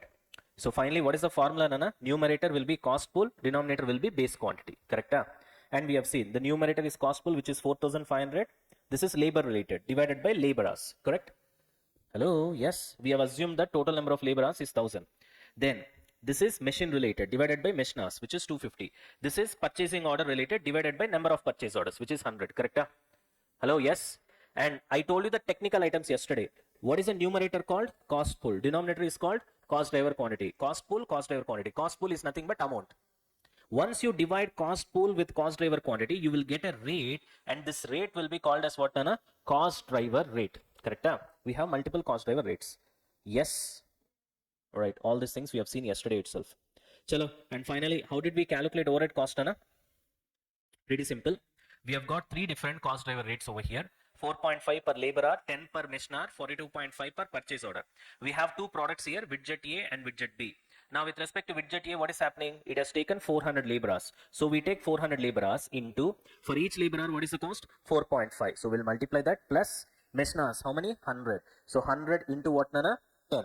Plus purchase orders is how much? 50. 50 into per purchase order, it is how much, right? 42.5. You total it up, you'll get your overhead cost per unit. Correct? Yes, that is what we have seen yesterday. All right. Then we have seen some examples of cost drivers, and finally we have seen the summary. And then I said we need to solve what, Nana? Illustration 1. Majority of your ABC we are done here. So we're just left with two different concepts. Activity-based costing is finished yesterday itself. Okay. What we are left with is activity-based cost management. Then we have something called activity-based budgeting that is left over. So almost we are done with the concepts of this chapter. Anyways, now we will solve this particular problem here. But before we go for that, we go for that. I told you there are two steps that are important when it comes to ABC. What are those two steps? Step 1 is to calculate cost driver rate. Step 2 is absorption. For example, in this example that I've told here, what is step 1, Nana? This one. This is step 1, calculation of cost driver rate. And then this is step 2. What are we doing here? We are absorbing. Absorbing means product is absorbing the cost. You always imagine like that. Who is absorbing what? Product is absorbing the cost. That's why this is called absorption step. So any ABC based problem, you will have only two steps. It will not change. What are those two steps? Cost driver rate is one step. Absorption is another step. This will never change. You got the point? So that is a fixed pro forma. You can just remember in your mind when you're attempting to solve a problem. You got the point? Hello? Yes? All right. So that's the revision of yesterday, a quick revision. Today what we'll do, we will solve what, Nana? Illustration 1. Yesterday we have done just an example. We didn't even solve any illustration. Okay. Right. Just a second.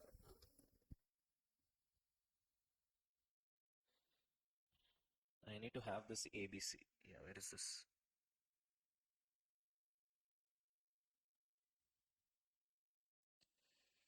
Yeah.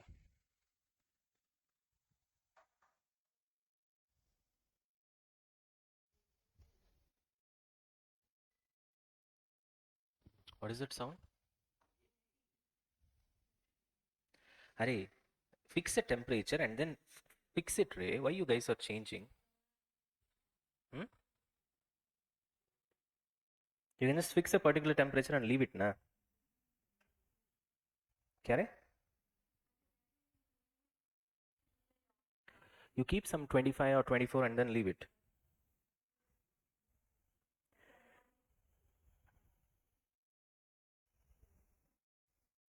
I'm just trying to share it to another material. Just a second. Yeah.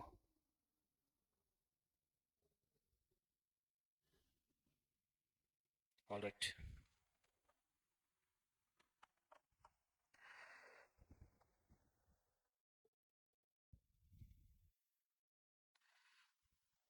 Okay, Nana.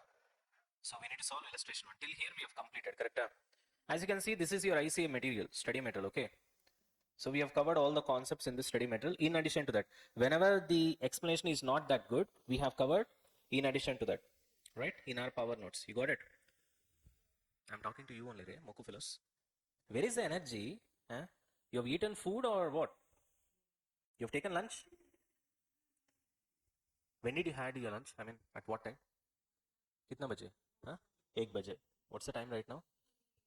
Then I think it would have got digested by now. Then what is the problem? Oh, you have got hungry again.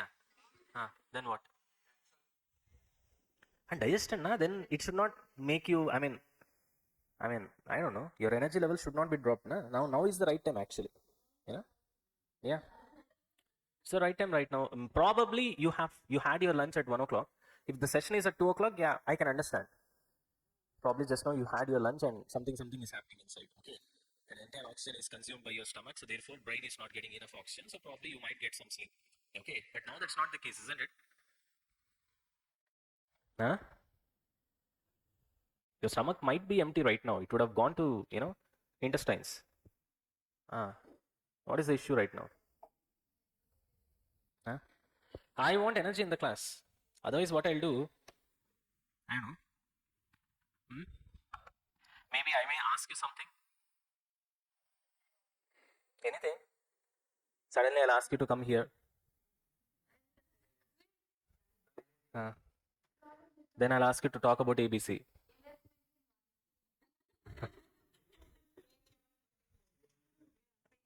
Something I need to do, to make you, fully engaged. Every time I'm asking, respond means you're like, somebody will respond. Why should I respond? Why should I waste my energy? Something like that. Moko fellows.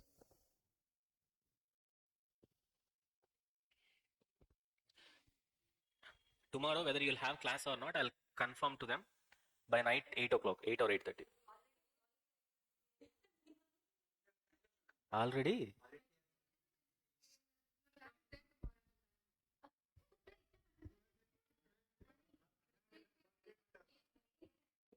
Yesterday itself I told you, it's doubtful. Okay, I forgot to inform them actually.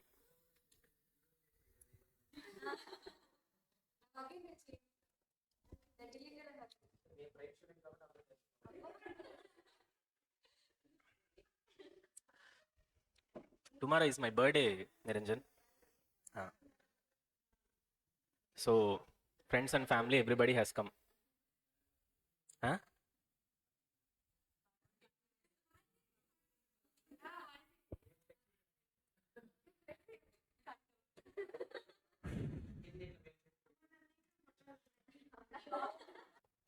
All right, Nana.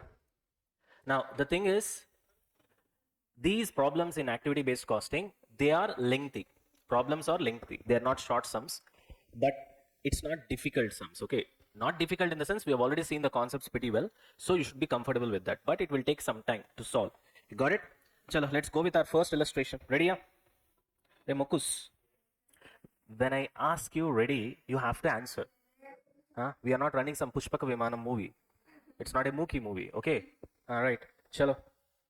ABC Limited is a multi-product company manufacturing how many products? 3 products. What are they? A, B, and C.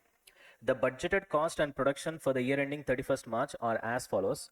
You have got production quantity A, B, and C that is given. What information is this, Ray? Budgeted information. Keep that in mind. Okay. Resources per unit is given. For each unit of product A, you are consuming 4 kgs of raw material. For B, you are consuming 6 kgs. For C, you are consuming 3 kgs. Similarly, labor also is given, but it is given in minutes. So be careful with that. Each unit of product A, to get it manufactured, we need 30 minutes of labor. Correct? And so on. Next, the budgeted direct labor rate was 10 rupees per hour and the budgeted material cost was 2 rupees per kg. Production overheads were budgeted at 99,450 and were observed to products using direct labor hour rate. This is as per which system, Ray? Muku. As per which system? Traditional costing system. I know that it is direct labor hour rate. Will I ask it again? It's like I'm showing you pen. What is this, Nana? Pen. What an answer, Nana. Very good. I wasn't expecting that. Okay. Why would I ask a Mokku question like that? Mokku fellows. Right. So what did I ask? Direct labor hour rate means he has followed traditional costing system. As per traditional costing system, mostly they'll use either machine hour rate or labor hour rate. Correct? So the entire overheads was divided with labor hours and he has calculated labor hour rate. That's all. You got it? One rate. Bol rahe hai? That's what we have seen. ABC Limited followed the absorption costing system. Absorption costing system is nothing but the traditional system. Are you able to understand? The other name for absorption costing system is what? What is the other name? Exactly. It can also be called as traditional costing system. You got it? If you could remember, here we have seen in the concepts, na? Where is it? I'll show you the diagram. Yeah, here. Traditional costing. What is the other name for this traditional costing? Exactly. So only the name is different. The concept remains the same. Okay. Hello. Yes. So it is just another name. The concept remains the same. So when I say ABC Limited has followed the absorption costing system, what does it mean? They follow traditional system. And traditional system is nothing but based on labor hours here. So what he has done basically is that he has taken the entire overheads and divided with what, Nana? Labor hours and got one single rate. With that rate, he has absorbed the overheads. Got it? All right. Now, ABC Limited is now considering to adopt an activity-based costing system. Earlier, they were following which system? Traditional system. This entire thing is all about traditional system. You got the point? Now, the following additional information is made available for this purpose, because if you want to implement ABC, you need additional information. We need information with respect to what? Activities, cost drivers, and stuff like that. You got the point? Therefore, he gave you additional information. Though here we have, see, material handling activity, storage activity, electricity activity. What are these numbers, Nana? What are these called? Very good. Cost pool. What are these called? Cost pool. You got it? Now, cost drivers identified are as follows. For material handling, what is the cost driver? Weight of material handler. For storage cost, what is the cost driver? Number of batches of material. For electricity, what is the cost driver? Number of machine operations. Clear? I told you it will be given in the question. All we have to do is that just follow what is given in the question. You need not memorize anything. Did I tell you that or not? All right. Now, data on cost drivers is also given. For complete production, A, batches of material is given 10, 5, 15. We have batches of material here now. For which? Storage cost. And that data is given here. Okay, next. Per unit of production, number of machine operations is given 6, 3, and 2. Number of machine operations are also here. Got the point? Hello, right? Next. You are requested to prepare a statement for management showing unit cost and total cost of each product using traditional costing system. Absorption costing method means, what does it mean? Traditional costing system, which means this first question you have to do it as per overheads chapter. Are you able to understand? In other words, the first question, what we are going to do is that this one. Which one? Here. This one I've shown you na, in the example. This area. Right? This is what we're gonna do for first part of the question. Okay. Next part of the question, naturally, it will be what, Nana? This one. You got it? This is ABC, second part of the question. So, if you see here, prepare a statement for management showing unit cost and total cost of each product using absorption costing method. First part, which we have to do. Next, prepare a statement for management showing product cost, which means cost per unit of each product using which approach? ABC approach. What is ABC? Activity-based costing. State what are the reasons for the different product cost under the two approaches. That we will see later. You got it? Anyway, the concept we have discussed already. How we are going to apply in this particular problem, that we will see. Okay. So first and second, pretty simple. Now what you guys do is that just read the question once. When I say read the question, you start from the first sentence. At a stretch, you go till the last sentence. I don't want you to stop in the middle. Give it a single reading. Try to read as fast as possible. The faster you read, the greater you'll have concentration. Okay. And when you're reading, you need not memorize all these numbers. But what you should do is that you should at least know that some numbers are present in the question. Are you able to get me? I don't want you to memorize the numbers, but you should know that these numbers are present in the question. Am I clear? Now read the question. I'll give you a minute. After that, you and me, both of us will solve. Okay. Chalo.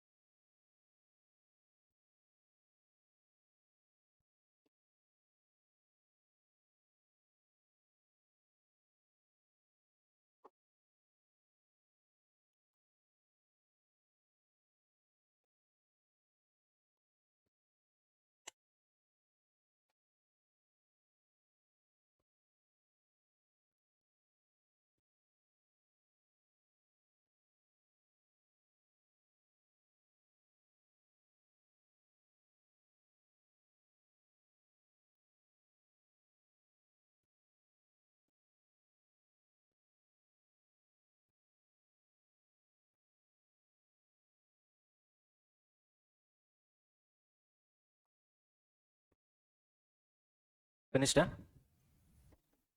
Shall we start solving? Right, Nana, take your notes. Illustration 1.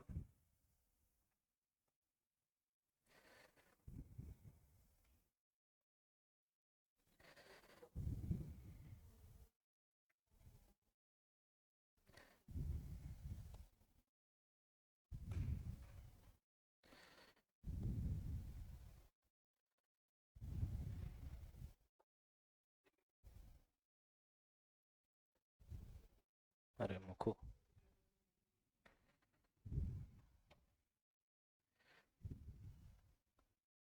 All right, guys.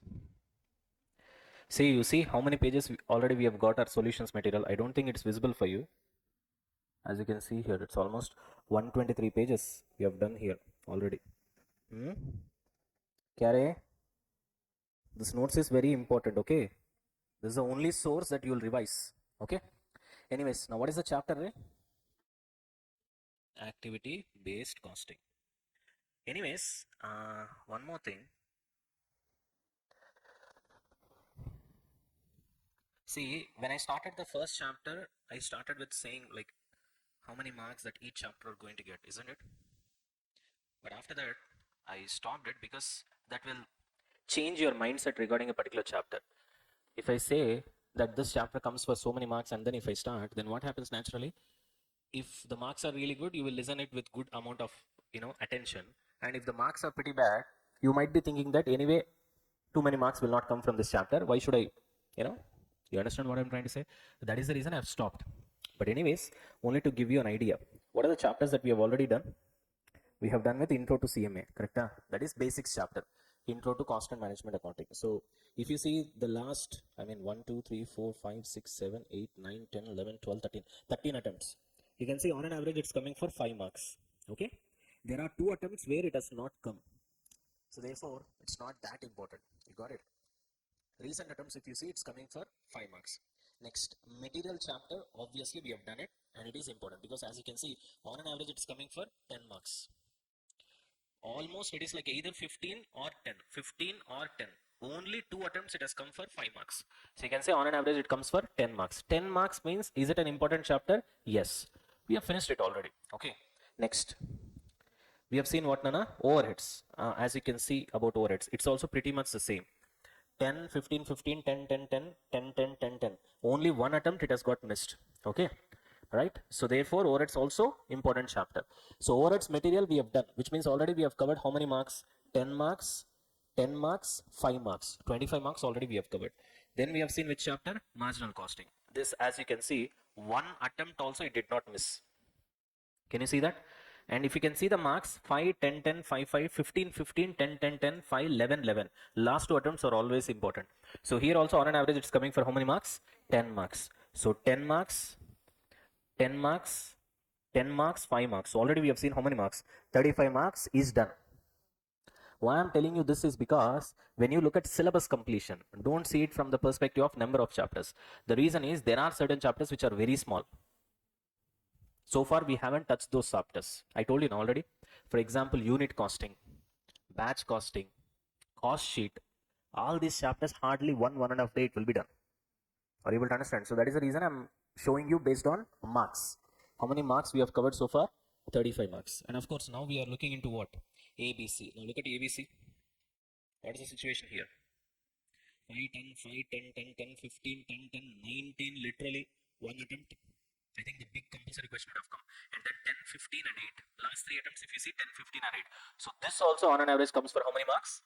10 marks, and every attempt compulsory question comes. Right? Marginal costing also every attempt compulsory question comes. Overheads also every attempt compulsory question comes. One attempt it has skipped. And coming on to material, every attempt you have a compulsory question. So all the chapters that we have done so far, on an average, it comes for how many marks? Remoku, 35 is without ABC. Now if we add ABC, it's gonna be how many marks? 45 marks. Okay, so this ABC chapter represents how many marks for you? 10. Now, if you compare with overheads, this is far more important. The reason is your efforts are less. So you have to see that also you have to take into perception. Are you able to understand? Because overheads is a big chapter. Now, big chapter coming for 10 marks, okay. It is a chapter we should not skip. But if you see ABC, it's not as big as overheads. I can say it is around 50%. Despite that, you're gonna get more or less same marks, which means which will get more priority? ABC in your revision. You get the point? That's how you have to assess when you're revising the day before the exam. You'll get that 1.5 day, na? That's very important. You get it? Respond, Ray. Shall we start? All right. Let's start with the first question. This is illustration 1, right? All right. Chalo, ready? Now, okay, look at the question, Anna. What is the first one? He is asked, prepare a statement for for management showing unit cost and total cost of each product using the absorption costing methodology, right? Right, which is nothing but traditional costing. So what will be the heading? Statement showing or calculation of whatever it is. Statement showing. What are we going to show? Look at the question. Unit cost and total cost of each product. Unit cost and what rate? Total cost of each product. Always your heading will be the requirement from the question. Question में क्या पूछा वही आपका heading होगा, ठीक है? Right? Your heading will be the requirement from the question. This we have seen already so many times. Are we done with this? Now tell me, how many columns are we going to have? Pretty simple. First column will be particulars that we know, correct? Next, how many products are there? That many columns will come. How many products we have got? A, B, C. So that will give you 3 columns, correct? Apart from that, he has also asked you what? What did he ask in the question? Total, which means that column will also come, correct? So there we go. We have the columns. Ready? Hello? All right. Now, what did this Moku fellow ask you? He has asked you to show total cost and unit cost, correct? All right. Now, let's start with the first one. First, we'll start with which cost?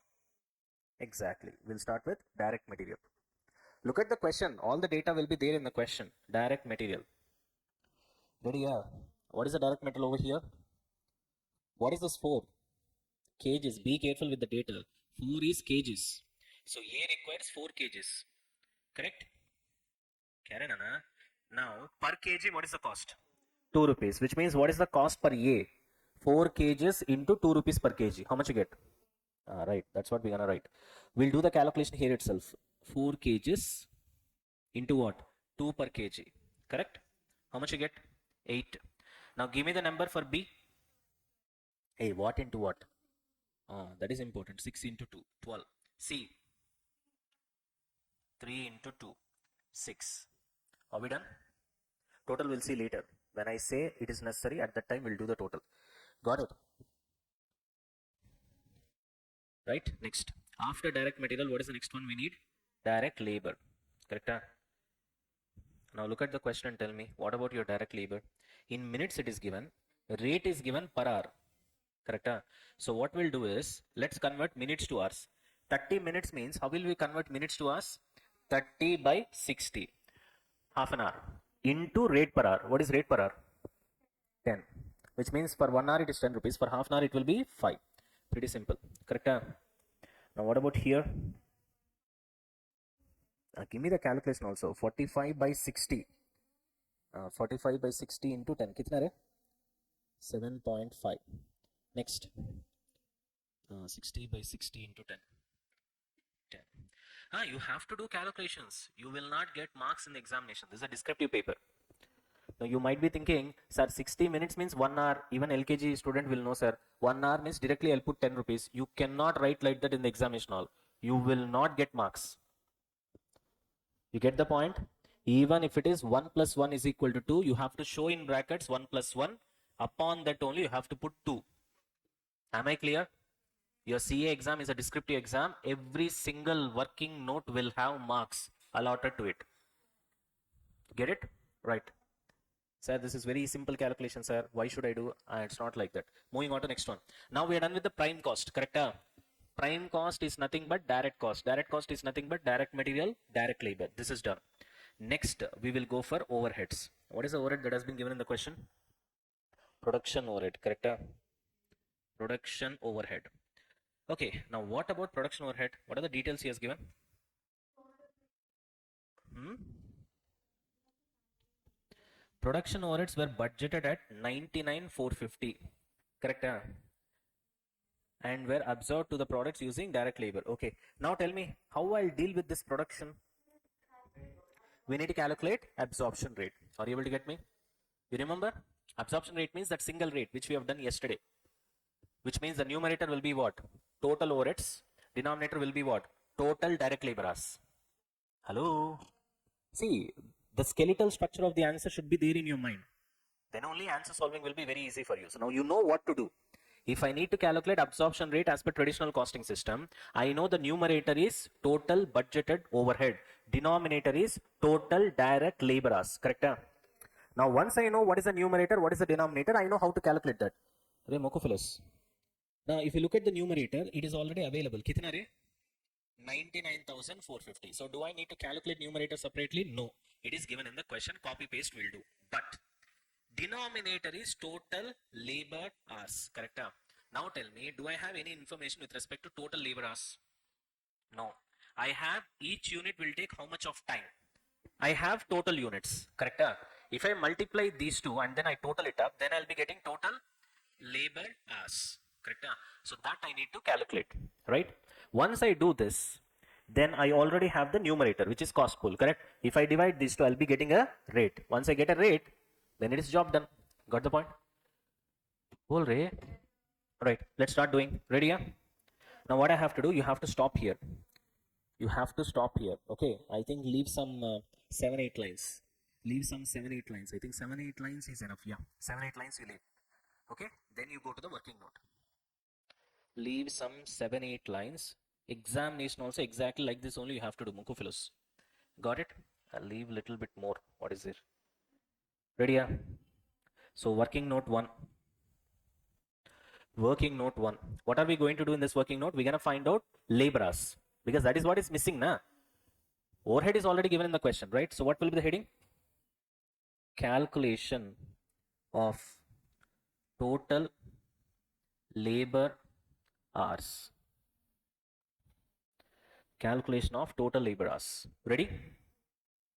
So I'm going to have the following columns. Particulars, all the three products A, B, C. Then I'll have a total column. Okay, now see here. Labor hours per unit. Per unit, what is the labor hours, right? Here it is 30 by 60. Correct? Here it is 45 by 60. Here it is 60 by 60. 30 by 60, 0.5. This one 0.75, 1. Correct? Let's call this 1. Then 2 will be. Now tell me, this should be multiplied with what, ray? Units. Or you can also call it as production. Kitna ray? 4,000, 3,000 और 16,000. 16. What is this ray? 1,600. 16 only, right? Right. You got it? 1,600. Now, ready? Yeah? Now what I have to do? Third. What should be the third row? Third row is nothing but total labor hours, which is nothing but 3 is equal to 1 into 2. Correct? Hello? Yes? Alright, kitna? 2,000. Okay. 1,600. What's the total, Nana? Nana? 250 plus 600 means 850 should come, Nana.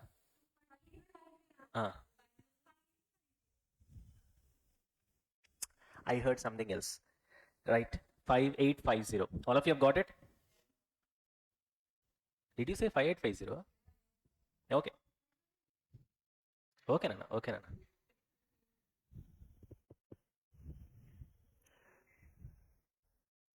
Ready? Now, what should be the next step? Absorption rate. Or you can also call it as overhead rate per hour. As per traditional system. What is the formula, Ray? Numerator will be budgeted overheads. Denominator will be what, Nana? Budgeted labor hours. Now, remember, when it comes to overhead calculation, always we will use budgeted figures only. We will not use actual figures. Reason? You will know what your actual overheads are only at the end of the year. Only at the end of the year. Is that clear? So always we will take budgeted figures, not the actual figures. Are you able to get me? This point you should not forget. Always we will take budgeted figures, not actual figures. Am I clear? Right. Give me the number. Budgeted overheads how much? From the question. 99,450 divided by budgeted labor hours. Just now we have calculated 5850. Kitna re? 17 per labor hour. Correct? Ouch. 17 per labor hour. Now that we have the number, let's put the numbers over here. Now production overheads kitna re? 17 per labor hour. So the calculation will be 17 into A is taking how many labor hours? 0.5. Correct? Here it will be 17 into 0.75. Here it will be 17 into 1. Buddies. Yes? Give me the numbers then. 8.5, 12.75, 17. That's it. Direct material, direct labor, direct cost is done. Overhead is also done, which is indirect cost. That's it. Let's do the total. Let's put the total. Total cost per unit. How much is total cost per unit? 8.5, 8.5, 21.5. This one? 32.25. Next. 33. All right. I need to multiply this with number of units. I think this column is not necessary. Anyway, we are totaling it at the bottom. Right? Number of units. Muku. ऐसा होता है रे मुकु. 4,000, 3,000 units, 1,600 units. Okay. Give me the total cost then. 86,000 is the first one. Second one, 96,750. Third, 52,800. Fantastic. That's it. Now this is the total cost as per which system? Absorption costing system. See? Simple. Now, did we deviate anything from the concept that we have learned yesterday? No, it's exactly the concept what we have learned yesterday. Only the numbers have got changed. Get it? Bol rahe hain? Shall we move on? Everybody? Right, fantastic. Now, we have calculated unit cost and total cost of each product as per which system, Nana? Absorption costing system. That also we should write it in the heading, Nana. Mukku fellows. As per AC system. I will write AC system. You should not write AC. What you should write? Absorption costing system. Got it? If you write AC and all those shortcuts in examination, you will get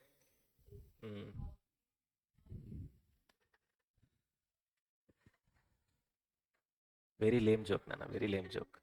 Chala. Huh? Actually, I got one punch. Immediately I imagined that it's a very lame punch and I stopped myself. ये उसके भी ऊपर. What to do? Chalo. How are you, VIP? All good? I'm talking about the people surrounding you. They are all good? Right? Okay. Chalo. Ready? Now, what should be the next heading? Now tell me. Second. Look at the requirement of the question. That will be our heading. Statement for management showing product cost of each product using which approach? ABC. So, statement showing product cost as per ABC approach. Now here, see, when it comes to ABC, yes, you can use shortcut. Why you can use shortcut here? Because it's used in the question, right? So it's accepted. You need not write activity-based costing in the examination. You can still write ABC. Why? Because it is accepted in the question. Anything that is not accepted in the question, or generally if it is not used, you should not be using it in the examination. Got it? Kya re cousin?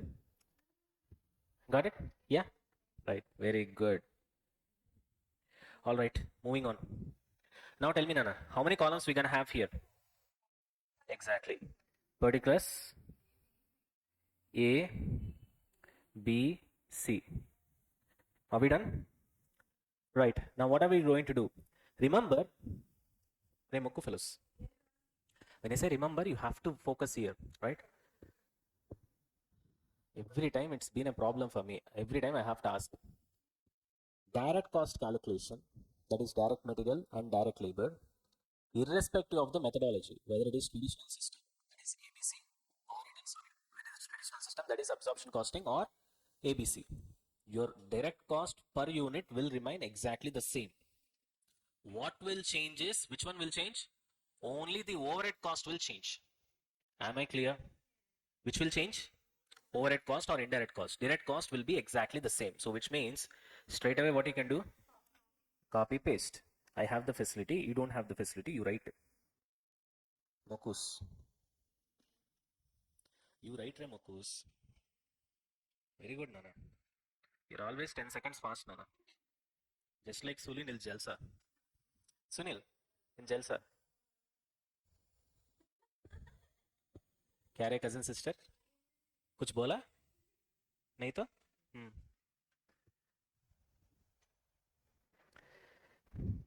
Are we done with this? We are done with this. We'll go for production audits.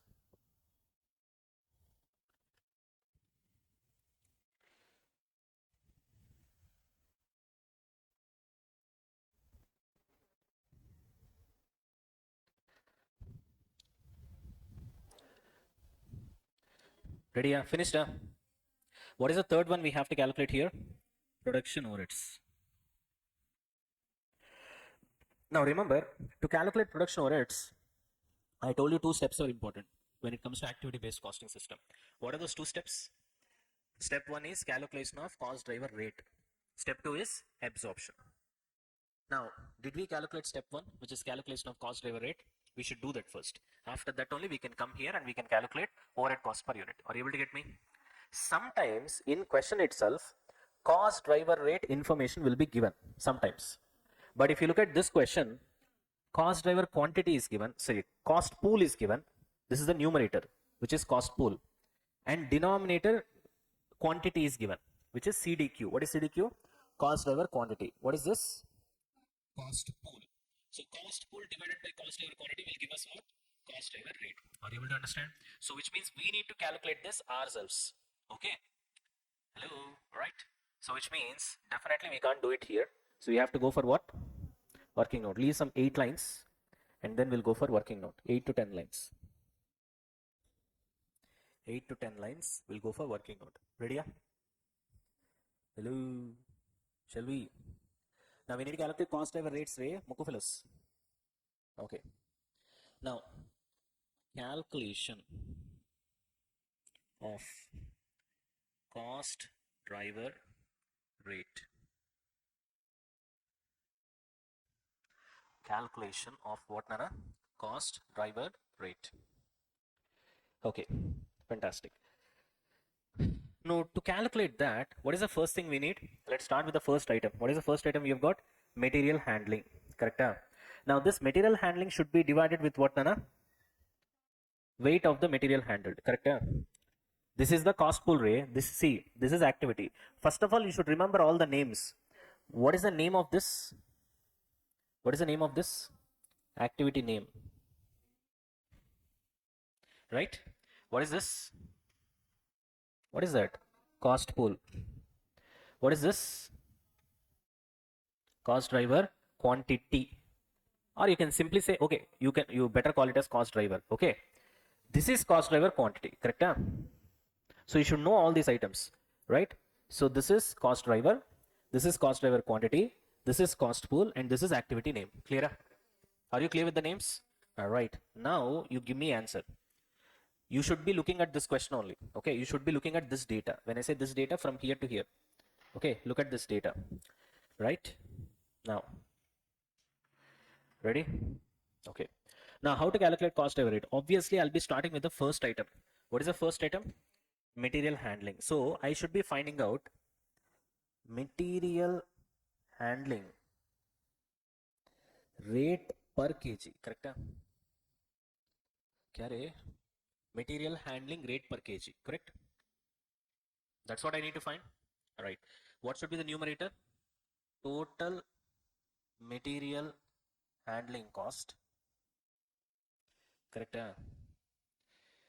Total material cages.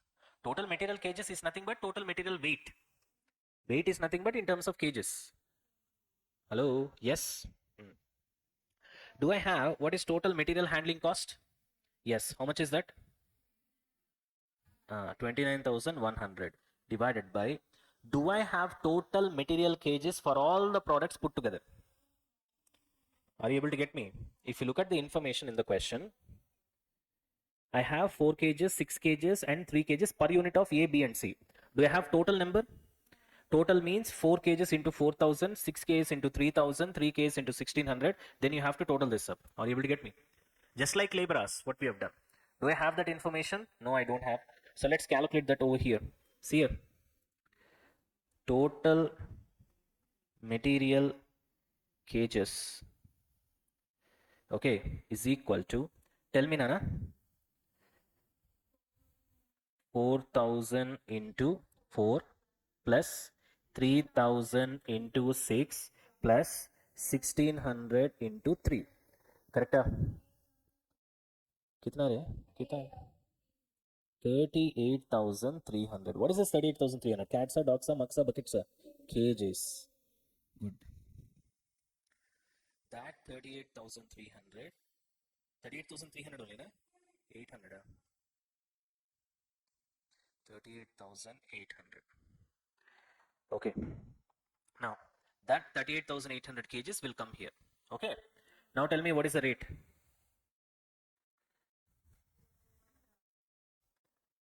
क्या रे? 0.75 per kg. Leave it like that. Okay. So are we done with the first item? Done? Chalo, moving on to the second item. What is the second item we need to calculate? Material handling per kg is done. What is the next one? Storage cost. Storage cost is influenced by number of batches, which means we need to calculate what? Storage cost per batch. Correct? Huh? Storage cost per batch. Let's put that here. So storage cost per batch is equal to what, Nana? Total storage cost is the numerator, which is nothing but cost pool, divided by what, Nana? Total batches. Okay. Do I know what is the numerator? Yes. How much is that, Nana? 31,200. Denominator I need to find out. Total number of batches, isn't it? So total number of batches is equal to कितना रे? आई batches of material. For A it is how many batches? 10 batches. Correct? For B it is how many batches? 5. Here it is 15. So total will be 10 plus 5 plus 15. How much you get? 30 batches. So this will be 30. How much you get, Ray? Per what? Batch. Per batch. Right? All right. अगला प्रश्न ये रहा आपके सामने. So what is the next question, Ray? Electricity per what? Electricity per machine operation. Right. Let's do that. So electricity per machine operation. That is equal to something by something. What is the numerator? Total electricity cost divided by total number of machine operations. All right. Numerator is already given in the question. How much is that, Nana? 39,150. Now, denominator we need to calculate total number of machine operations. So, total number of machine operations is equal to how much, Ray? Aye. Total number of operations. Here you don't see the heading. Exactly. You see the heading here, Mokos. Here, that's why heading is very important. Ray, Mokku fellows. Mokku fellows of India. See here. What did he say here? For complete production. For the entire production, it is 10 plus 5 plus 15. Correct? Here, what did we say? Per unit of production. For every unit, it is 6, 3 and 2. Correct? Which means for total production, it will be how much? 6 into 4,000. Next, 3 into 3,000. Next, 2 into 1600. You get it? Don't do these kind of mistakes. In examination, you'll do these kind of mistakes only. You'll have that avesham, right? Over excitement. Because of that over excitement, क्या करोगे आप लोग? Here it is 10 plus 5 plus 15. Here also it is 6 plus 3 plus 2. And then you'll put it, damal. Thinking that you'll get exemption, you'll wait for the result day. What will happen on the result day? Instead of exemption, you'll get exception to passing. Correct? This also did not work. Very lame punch. That's why. That's what I'm saying. Right? Anyways. You get it? In that case, now tell me how much it should be the number here. Calculation, Mokku fellows. 4,000 into 6 plus 3,000 into 3 plus 1,600 into 2. कितना रे? What is this 36,200? Machine operations, right? So divided by 36,200, कितना आएगा रे? 1.081 approximation. That's okay. Per mission operation. All right, done. Okay. So if you could see, what is the step that we have done here? Calculation of cost driver rate. Always this is the first step actually. Okay, right? You get it? After this only we can go and we can absorb the overheads. Get it, Nana? So this is, what can I say? Fixed steps. Any problem, this is how it will be. As per activity-based costing, your first step will be cost driver rate calculation. Second step will be absorption. You get it? Are we done with this? Right. Shall we move on to the next one? Right. Now come back here. I think this is working note 2. Here within brackets, right. Working note 2. That's where we have got all these numbers. Mokku fellows. Hello. Okay. Now, one by one we'll do. First we'll start with material handling. So production overhead should be your heading. Because it is activity-based costing, Ray. This is your heading. Nana, as per traditional system, it is just one rate, Nana. You'll get answer in one step. Here, how did we get answer? Where is this? Yeah, here. You get the answer in one step, na? This is because this is traditional system. So you get only one rate, so only one step. Here, that is not the case. We have multiple activities, na? So multiple rates, multiple steps.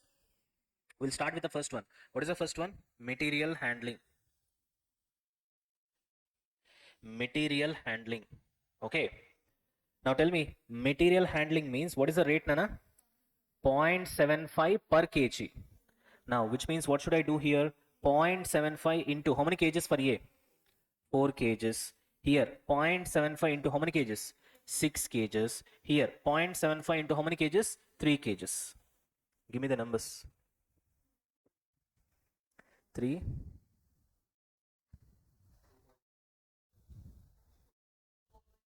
2.25 is the last one. Second one? 4.5. Done. ठीक है? समझा? Right. Moving on to next one. After material handling, what is the next one we've got? Storage cost.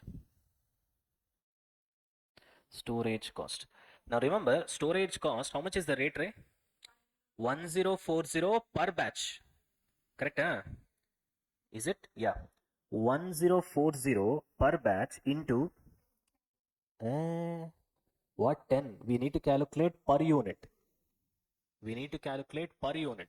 If you multiply with 10, damal, gone. Entire problem is gone. Are you able to understand what I'm trying to say? This is per batch, na. Per batch, correct? If you multiply directly with 1040 into something, then your answer will be wrong. That is for total batches. Are you able to understand? We need it per unit. How are you going to work out per unit? Into 10. This is for all the batches. Entire production. Correct? I want per unit. What should I do? Divided by 4,000. That's all. You got it? Just one step extra. Ray Mokophilus. Are you able to understand what I'm trying to say? 1040 per batch, Ray. For A, for complete production, how many batches? 10 batches. So if you take 1040, if you multiply with 10, you are getting it for entire production, which is 10 batches, which means it is for entire 4,000. Are you able to understand? Do I need for 4,000 units or do I need for 1 unit? I need per unit. You get it? Again, I repeat, is this clear? Don't get confused. For entire production, it is 10 batches. So 1040 into 10 batches will give you the cost for the entire 4,000 units production. I don't want 4,000 units cost. I want only 1 unit cost. Therefore, divided by what? 4,000. Tell me how much it comes. 2.6. Nana, sometimes what you can do, suppose, let's say, see here, Mokofelos, wait, don't do it. When I say something, you have to listen, okay, right? Copying, writing, numbers, calculation are secondary. Understand which is important, which is not important.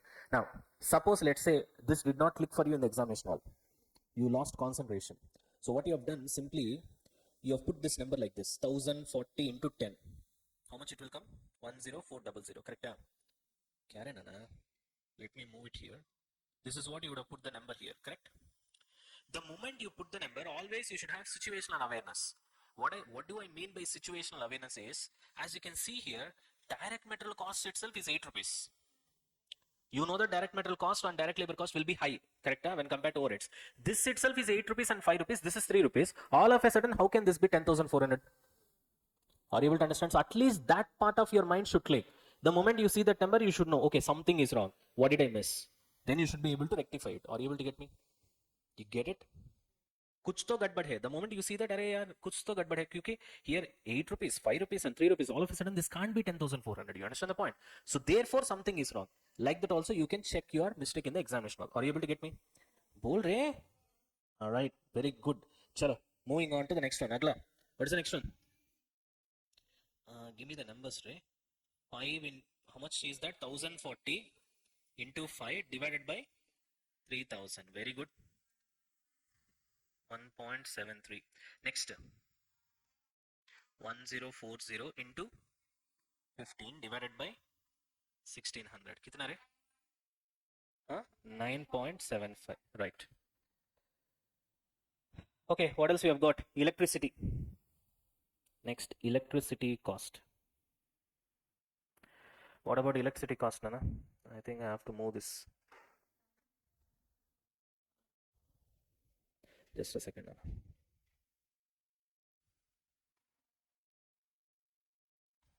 All right. Kitna, Nana? Electricity cost. Now tell me, how much is the electricity rate here per machine operation? How much is that? 1.081 per machine operation. All right. 1.081. Now, so brackets, what I should be writing? 1.081 into how much? 6. Directly you can multiply with 6. Why? Here the machine operations are given per unit. Correct? As you can see here, 6 is per unit of production, not for complete production. So 6, 3 and 2. Right. Tell me how much it is. 6 point. We'll take 4, 9. Next. 1.081 into. How much you get? 3.24. All right. Next. 1.081 into 2. How much you get? 2.16. I don't want that 2, Nana. Already we have done approximation here, na. Chalta hai. Are we done with this? Are we done with all the activities? 3 activities are there. 3 activities are done. Correct? Right. Now what should I do? Total it up. We'll get total unit cost. Total unit cost or total cost per unit. How much? 25 point. Okay, next. Last is 30.16. Middle one, Nana.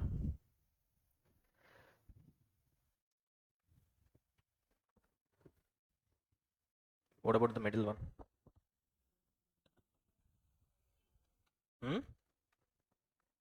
Are how much time, Ray? 12 plus 7.5 plus 4.5. Okay, 1.73. 28.97. That's it. Now I multiply that with number of units. You need to get total cost now. 4,000, 3,000, 1,600. You multiply with number of units, you'll get total cost. How much, right? 25.09 into 4,000. 1 lakh 360. Next. 86,910. Next. 48,000.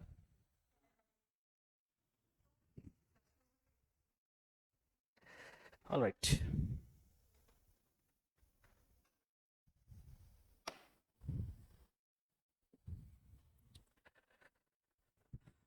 Are we done?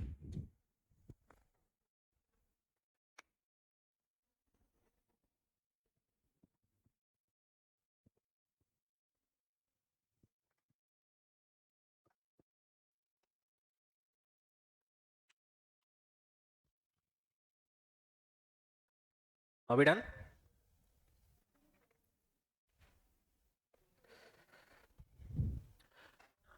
बोले रे पूरा हो गया सभी लोग. Right. Now we need to answer the last part of the question. What is the last part of the question, Ray? What are the reasons? Because as per traditional costing system, overheads are observed in a different way. Here they are observed in a different way. And which is correct and more precise? ABC is more correct and more precise. That's all. That's all we need, right? Ready? Right. Right along with me. The difference in total cost under AC system and ABC system is due to difference in overheads absorption by each of the products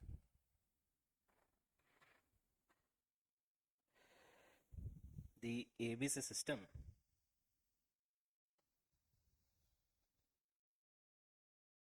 is more precise and accurate. That's all. Get it? See, this is what your IC has given, but your explanation examination purely depends upon the marks given to that particular part of the question. Suppose this question is for, let's say, 9 marks, say for example, and part 1 is 3, part 2 is 3, and part 3 is also 3. Then part 1, part 2, okay, 3 marks, that is justifying, but part 3 it is not justifying. So in that case, what you have to do is that write something more. You get the point? Means you just explain it more. As per traditional system, you absorb your overheads based on single absorption rate. So therefore, it is like a ad hoc method. Okay, and overhead cost calculation will not be precise, it will be approximate. Whereas as per activity based costing system, we absorb the overheads based on multiple absorption rates. Therefore, it is more precise, more accurate. Like that, give a little bit of explanation and then finish it off. Got it? So you have to be flexible in the examination according to the marks given in the question. You get it? Bol rahe. Are we done? That's it. We are done with this question. Short break, huh? Right. You take a short break. If anybody has got any doubts, you can ask me. After that, we can continue. Take a short break.